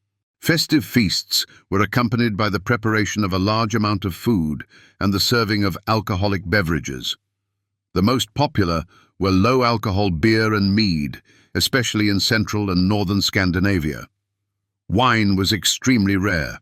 It was brought by merchants, and it remained a rare luxury available only to the wealthiest. How was food prepared, and what significance did a joint meal have for the Vikings? Food was cooked over an open fire, in large cauldrons or earthenware. A joint meal was perceived not only as a necessity, but also as an important element of social order, where everyone knew their place and could be heard, which strengthened ties between members of the community. What role did women play in Scandinavian society, and what rights did they have? The role of women in Scandinavian society was more significant than in many other cultures of that time. Although she did not participate in politics directly, she had rights to land, inheritance, and management of the household, which gave her considerable power and influence. How did a woman become the head of the house, and what significance did her word have in household matters? In the event of her husband's death, the woman became the full head of the house. She was obeyed by servants, workers, and sometimes even hired warriors. Her word in household matters carried weight, and the well-being of the entire family depended on her ability to manage the household. What rights did women have when concluding marriage contracts, and in what cases could they initiate a divorce? Marriage contracts were made with women, and divorce was possible at the initiative of both men and women. The observance of honor was important. Public humiliation, infidelity, or cruelty could be grounds for divorce or a lawsuit, protecting women's rights and dignity. Did women warriors exist in Scandinavian society, and how do modern researchers assess their historicity? The image of the female warrior is a separate question. In the saga tradition, there are descriptions of women who fought on par with men, such as the shield maiden Brunhilde and Lagertha. But most historians consider this a literary element rather than a reflection of mass reality. What archaeological finds confirm the existence of female warriors, and what role did women most often play in Scandinavian society? Archaeological finds, such as the burial of a woman with weapons in Birka, show that individual exceptions existed, but this was not the everyday norm. Much more often, women showed strength in other ways, through rituals, education, and the management of inheritance.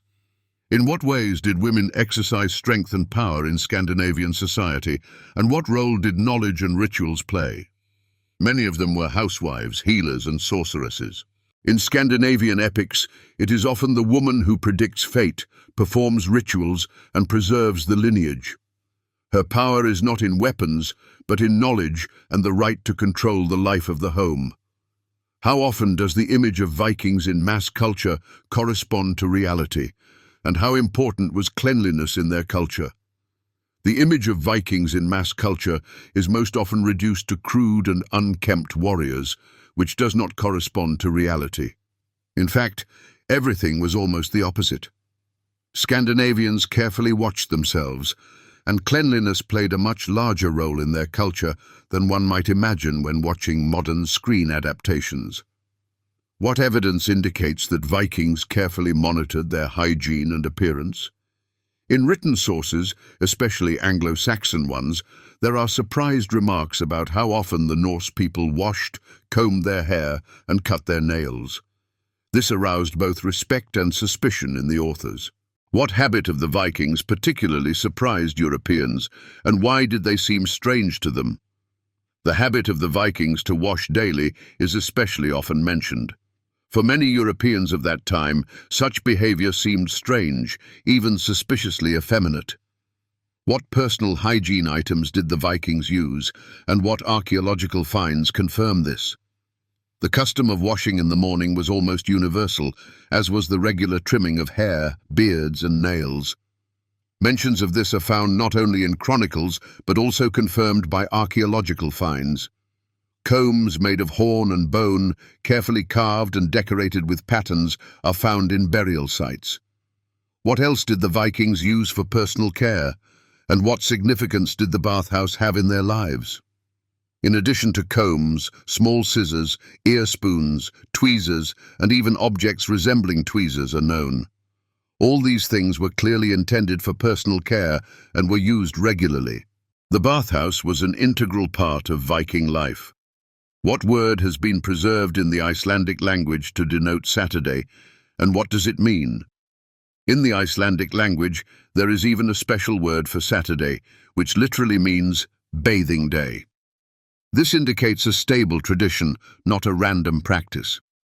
What did the Viking bathhouse look like, and how is it described in the sagas?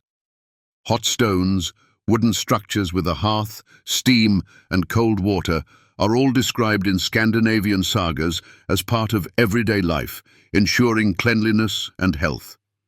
How did Viking grooming manifest itself in appearance, and what did they do to emphasize their attractiveness? Viking grooming was also evident in their appearance.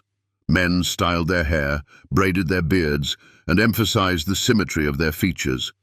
Some texts even mention bleaching hair with ash. Why did the Vikings take care of their appearance, and how was this reflected in their culture? Perhaps as an element of military ritual or aesthetic fashion.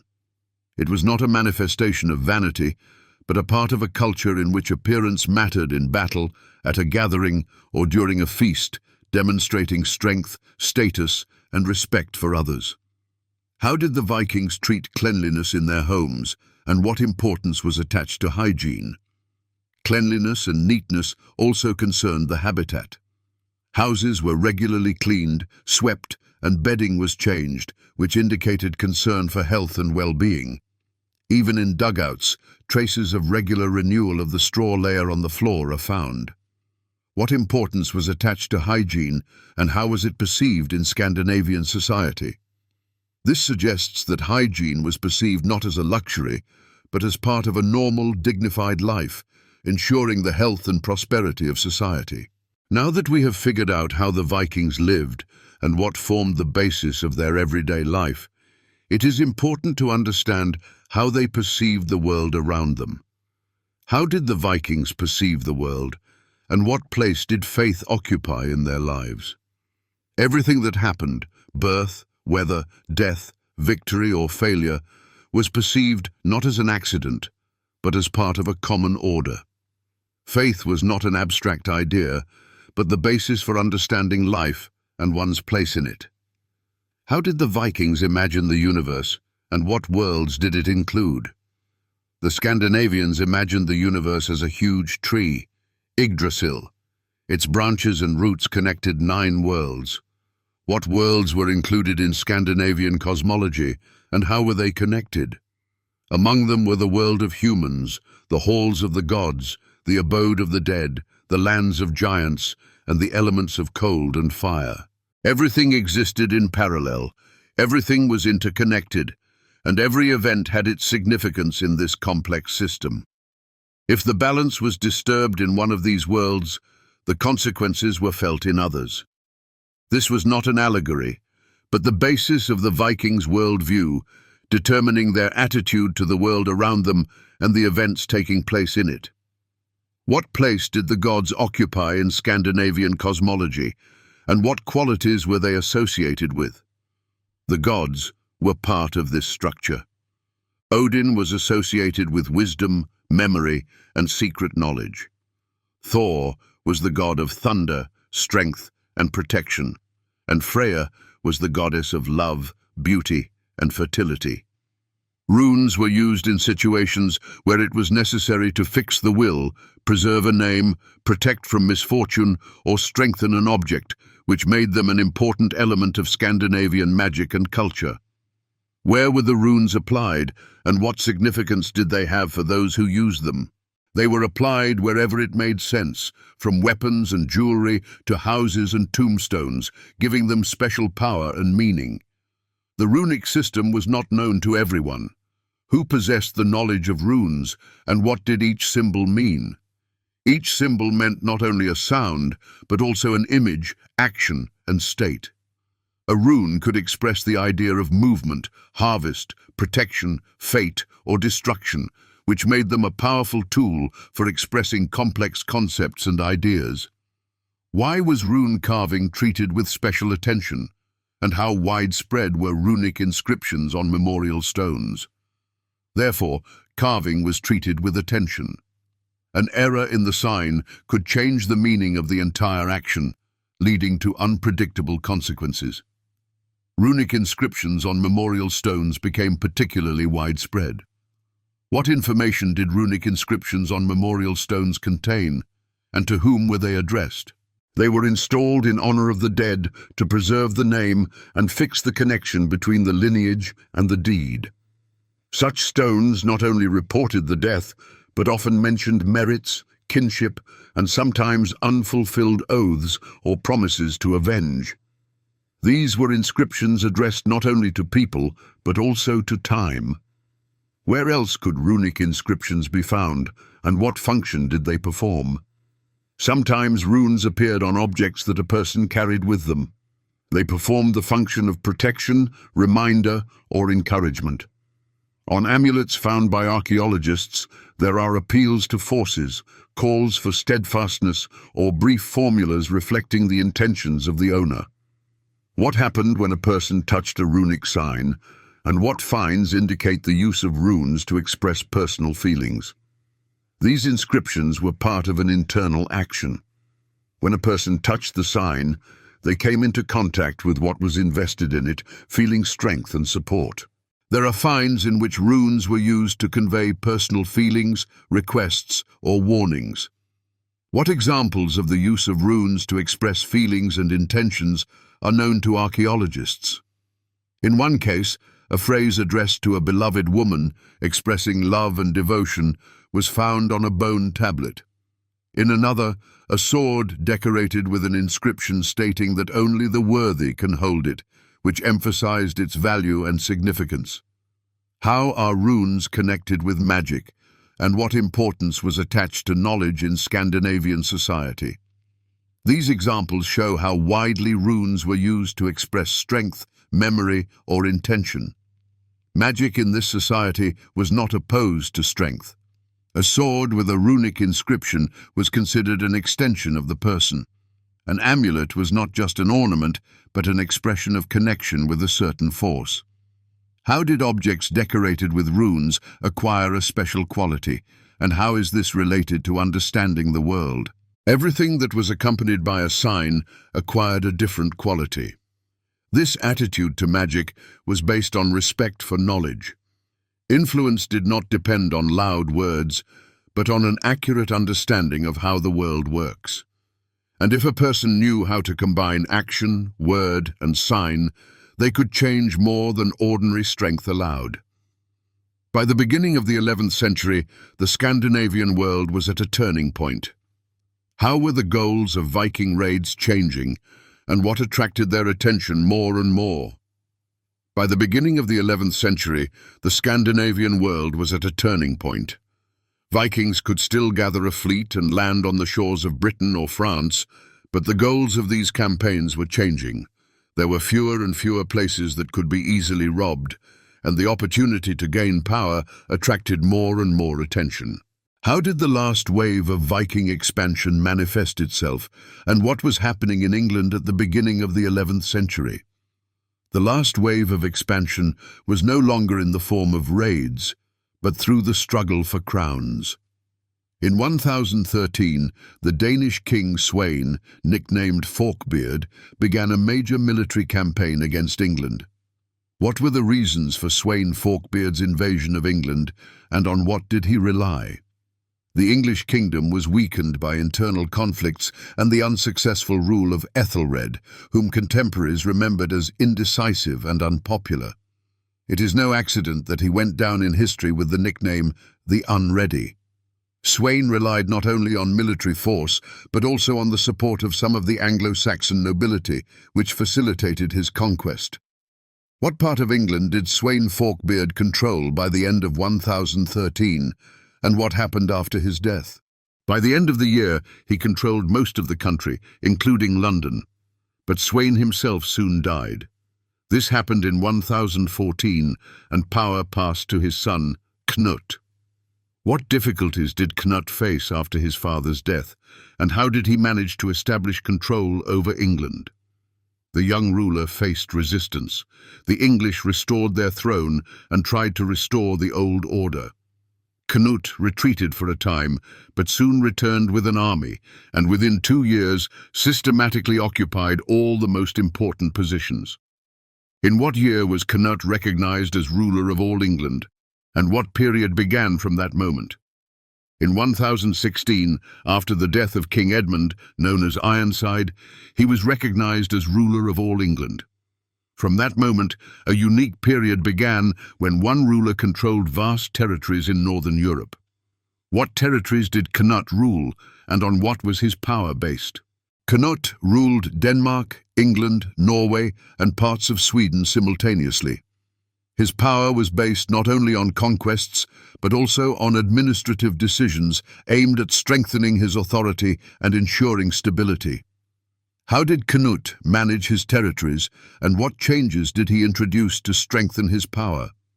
He created a solid system in which taxes, laws, church organization, and royal administration operated. Knut was baptized and actively maintained relations with Rome, strengthening his legitimacy and authority. What did Knut's state look like, and how did it function? His state did not look like a temporary union. It functioned as a structure in which Northern and Western Europe were united under one center. He ruled through appointed governors, maintained order, and strove for stability. Where were the political centers of Knut's empire located, and what rules were in force in his territories? His courts in Winchester and Roskilde became political centers.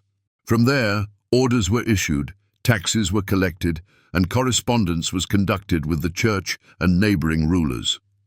Common rules applied to the territories that were part of his crown, and the nobility had to reckon with his decisions. What happened after Knut's death, and why did his empire begin to disintegrate? However, this unification rested on the figure of Knut himself. After his death in 1035, the empire began to disintegrate. His sons did not possess the same authority. Internal strife began in Norway. England soon returned to the rule of the Anglo-Saxon dynasty. How did Knut's experience show how far the Scandinavians had advanced, and what transformation was taking place with them? Even in Denmark, stability proved short-lived. What was being built as a single kingdom began to return to its former borders and local politics. Nevertheless, Knut's experience showed how far the Scandinavians had advanced. In a single generation, they went from military leaders to full-fledged rulers. Now they faced other challenges. What changes were happening to the Vikings, and what were they turning into? This transformation became part of the end of the Viking Age. Their appearance was changing. The free seafarers were becoming soldiers in the king's army, the jarls were becoming feudal lords, and the ships were becoming part of an organized fleet, which meant the end of the old freedom. The last major campaigns were no longer for plunder, but for the throne, which testified to the desire to establish political power and control over territories. How did the political map of Europe change, and what happened after the death of Knut the Great? Although the spirit of the old days remained, the political map of Europe changed forever. After the death of Knut the Great, the Vikings gradually lost political influence in Europe, but their legacy continued to live on. How did the Scandinavian legacy manifest itself after the death of Knut the Great, and who became one of the brightest figures of this transitional time? However, the Scandinavian spirit did not disappear. Its legacy manifested itself in new rulers, military leaders, and mercenaries who continued to participate in the struggle for power in the territory from Constantinople to York. One of the most striking figures of this transitional time was Harald Hardrada, a man with whom the final chord of the Viking Age is associated. Where did Harald Hardrada begin his career, and how did he end up serving in Byzantium? He began his career not in the north, but in the south. Having been exiled from Norway after a defeat in his youth, Harald went to serve in Byzantium. Where did he enlist, and what military campaigns did he go through? There he joined the Varangian Guard, an elite bodyguard corps consisting of northerners.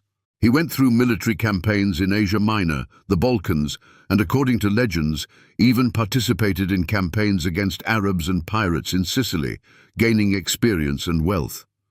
How did service in Byzantium influence Harald, and what allowed him to return to Scandinavia? It was in Byzantium that he acquired the wealth, experience, and fame that later allowed him to return to Scandinavia not as an exile, but as a claimant to the throne.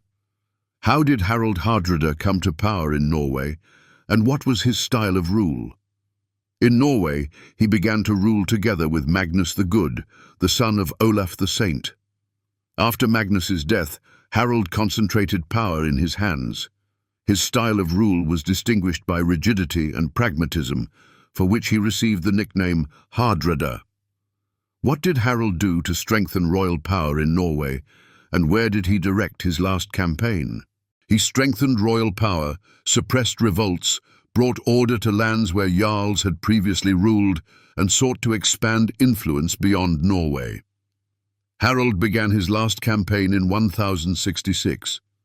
What was Harald's goal in England, and why did he believe he had a right to the English throne? His goal was England, where a struggle for the throne had erupted after the death of Edward the Confessor. Harald believed that he had legitimate grounds to claim power in that country, largely along the lines of old agreements between Scandinavians and Anglo-Saxons from the time of Knut. How did Harald begin his campaign in England, and where did he win his first victory?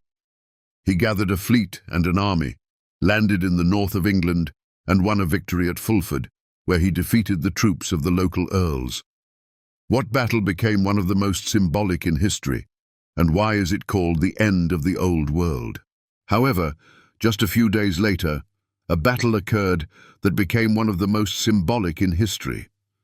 The Battle of Stamford Bridge went down in the chronicles as the end of the Old World. What happened at the Battle of Stamford Bridge, and who died in this battle?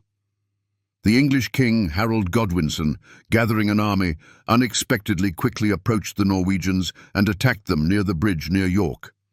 Harold died in battle as a warrior, fighting in the front ranks. Why is Harold's death called the last blow of the Viking Age, and who invaded England after his death? His death is often called the last blow of the Viking Age. After this battle, there were no more organized campaigns from the north. But the story did not end there. A few weeks later, another claimant, Duke William of Normandy, invaded England. What was the origin of William the Conqueror, and what did he do after invading England? He himself was a descendant of the Vikings. His ancestor Rollo founded Normandy a century and a half ago, receiving land from the French king. The Normans had long since converted to Christianity, switched to French, and become part of European chivalry. At the Battle of Hastings, which took place in the same 1066, William's army defeated the English. How did the Battle of Hastings end, and what significance did it have for England and the Viking Age? Harold died, and William became the new King of England. This event not only changed the course of English history, but also completed the cycle that began with the first Viking raids on the British shores. How did the descendants of the Vikings enter London, and what changes occurred in England after the Norman conquest?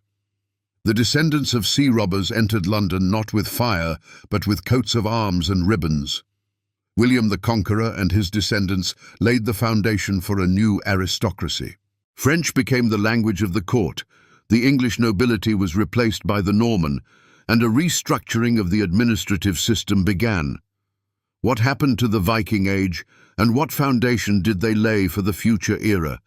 It was a different era, but its foundation was laid by those who once landed on ships with dragon heads.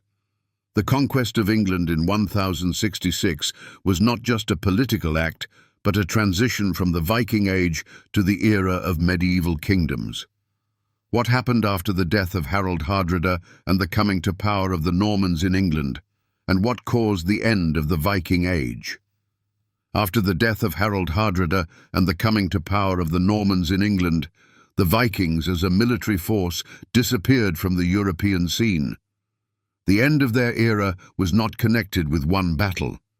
Everything happened at the moment when the world itself changed.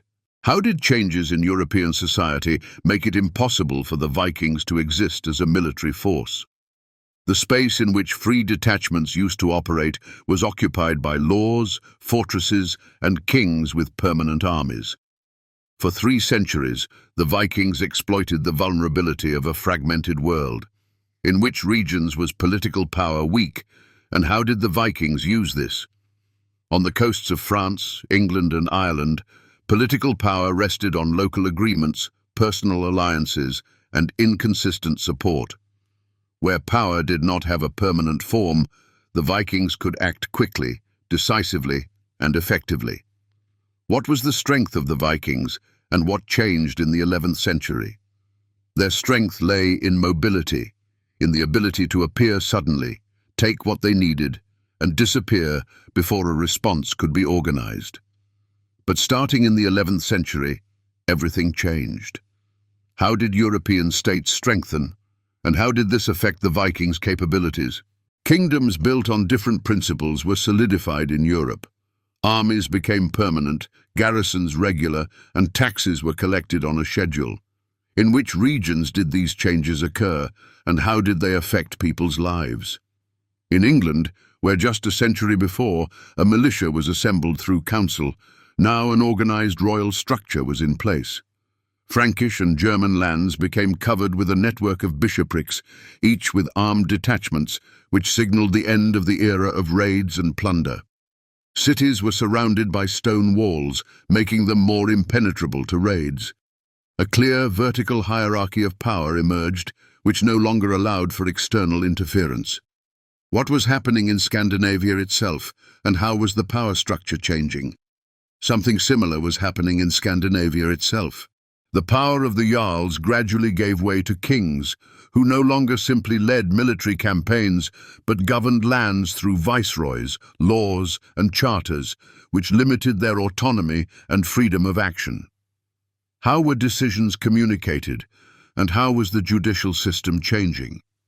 Decisions began to be transmitted not by word of mouth, but through documents. Courts were transformed into administrative bodies, and the thing, or assembly, became a royal council. Everything that had previously been based on mutual oaths was now subject to structure.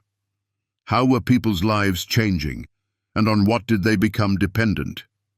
People who had previously relied on their own strength and the support of their clan became dependent on decrees which limited their freedom and independence. How did the transition to the new order take place, and who lost their significance in these conditions? This transition did not happen immediately. It was accompanied by resistance, a struggle for the old order, and attempts to maintain independence. But the structure proved stronger. A world based on law, charters, and discipline gradually displaced a world where everything depended on personal will and strength. In these conditions, the figure of the free warrior lost significance. Why did the figure of the free warrior lose significance, and what change was occurring in the religious life of the Scandinavians? He could no longer hold power because power itself had changed. Simultaneously, another change was taking place in the life of Scandinavia, a religious one. Christianity arrived as a system, offering a new worldview and new values. What did Christianity bring with it, and how did people's goals and values change? It brought a new picture of the world, in which the main question concerned the salvation of the soul. Instead of a fate woven by the Norse, a person was given a path determined by the will of God. The goal became not to leave a name in the memory of descendants, but to earn eternal life. How did relationships between people change, and what became the basis for uniting into a new society? Lineage was no longer the foundation. Baptism incorporated a person into a new community where faith was more important than origin. The church provided a new way of communication through writing, schools, and preaching, which promoted the spread of knowledge and culture. How did kings gain power, and on what was their legitimacy based? Kings became rulers by the grace of God, receiving the right to rule through anointing, being confirmed by the Pope, and entering into negotiations with other Christian monarchs. Their legitimacy was built on recognition, which strengthened their power and influence. How did the life of society change, and what new institutions appeared? With this came a change in the very fabric of society. Monasteries, schools, and new forms of legal proceedings appeared. Trade shifted from open markets to regulation. Instead of a troop gathered at a call, there was a standing army.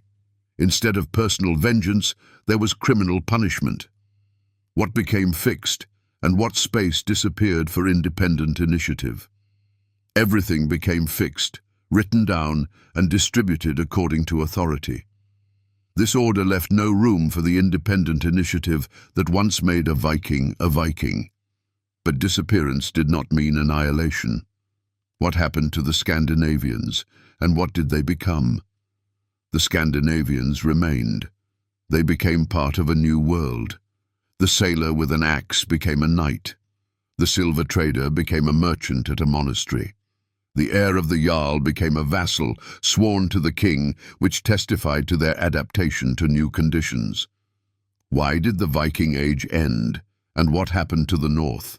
The Viking Age ended because the very world in which they could exist disappeared. The North remained, but it changed beyond recognition. How much time has passed since the last warship disappeared over the horizon, and what remains of the Vikings? Centuries have passed since the last warship disappeared over the horizon, but the history of the Vikings remains. It continues to resonate in place names, in human memory, in the materials that archaeologists unearth, and in the legacy passed down through generations. Where have names originating from Old Norse been preserved, and what do they mean? In Britain, especially in the east and north of England, many villages and towns have names that originate from Old Norse. Behind these names are real settlements. How do geography and language preserve the memory of the Vikings? The very ones where people from the north lived, stayed here, started families, and integrated themselves into local life. Geography preserves their root, and language safeguards the trace of their presence. What role did the Vikings play in France, and how is their memory preserved in Normandy? In France, in the territory of Normandy, the memory of the Vikings goes to the roots of aristocratic families, architecture, and political history. Here, the Norsemen became part of a new system. How did the descendants of the Vikings integrate into the local nobility, and what part did they play in the history of the region? Their descendants entered the local nobility, participated in the formation of the feudal order, waged wars, and ruled lands. The history of the region is closely linked to their names. How is the Scandinavian presence felt in Eastern Europe, and what finds confirm their role in the history of ancient Rus? In Eastern Europe, in the regions of ancient Rus, the Scandinavian presence is felt in archaeological finds and in the names of rulers. Here, the Vikings participated in trade, formed alliances, built relationships with local communities, and took part in the formation of early states. What research is adding new data to the study of the Viking legacy, and what does it show? Their role in these processes is confirmed by both sources and finds. Modern science adds another layer to this. Genetic studies show that in a number of regions of Europe, descendants of those who once moved along Viking routes still live today. What do genetic studies provide, and how do they help trace the legacy of the Vikings? This makes it possible to trace not only cultural, but also biological heritage. Where camps and fortresses once stood, today live the descendants of the people who brought their culture and language there. What do archaeologists continue to find, and how do these finds help us understand the life of the Vikings? Archaeologists continue to find objects associated with the Viking Age. These are weapons, jewelry, ship parts, clothing items, and handicrafts. Such finds allow us to look into everyday life, not only its military aspect, but also the ordinary. Our lecture is coming to an end. What journey have we taken together, and what did the Viking Age change in the history of Europe? We have traveled a path 3 centuries long, from the first raids on the coast to the creation of kingdoms, from a pagan worldview to Christian civilization, from the longship to the stone castle. The history of the Vikings is not an episode. It is an entire era that changed the map of Europe, influenced culture, and continues to be a part of modernity. Thank you for your attention and patience shown during our journey into the world of the Vikings. I sincerely hope that this lecture was not only informative, but also inspired you to new discoveries and reflections on the past. Your support is very important, and I would be glad if you would share your impressions and opinions. Until we meet again in future episodes, where we will continue to explore the exciting pages of history.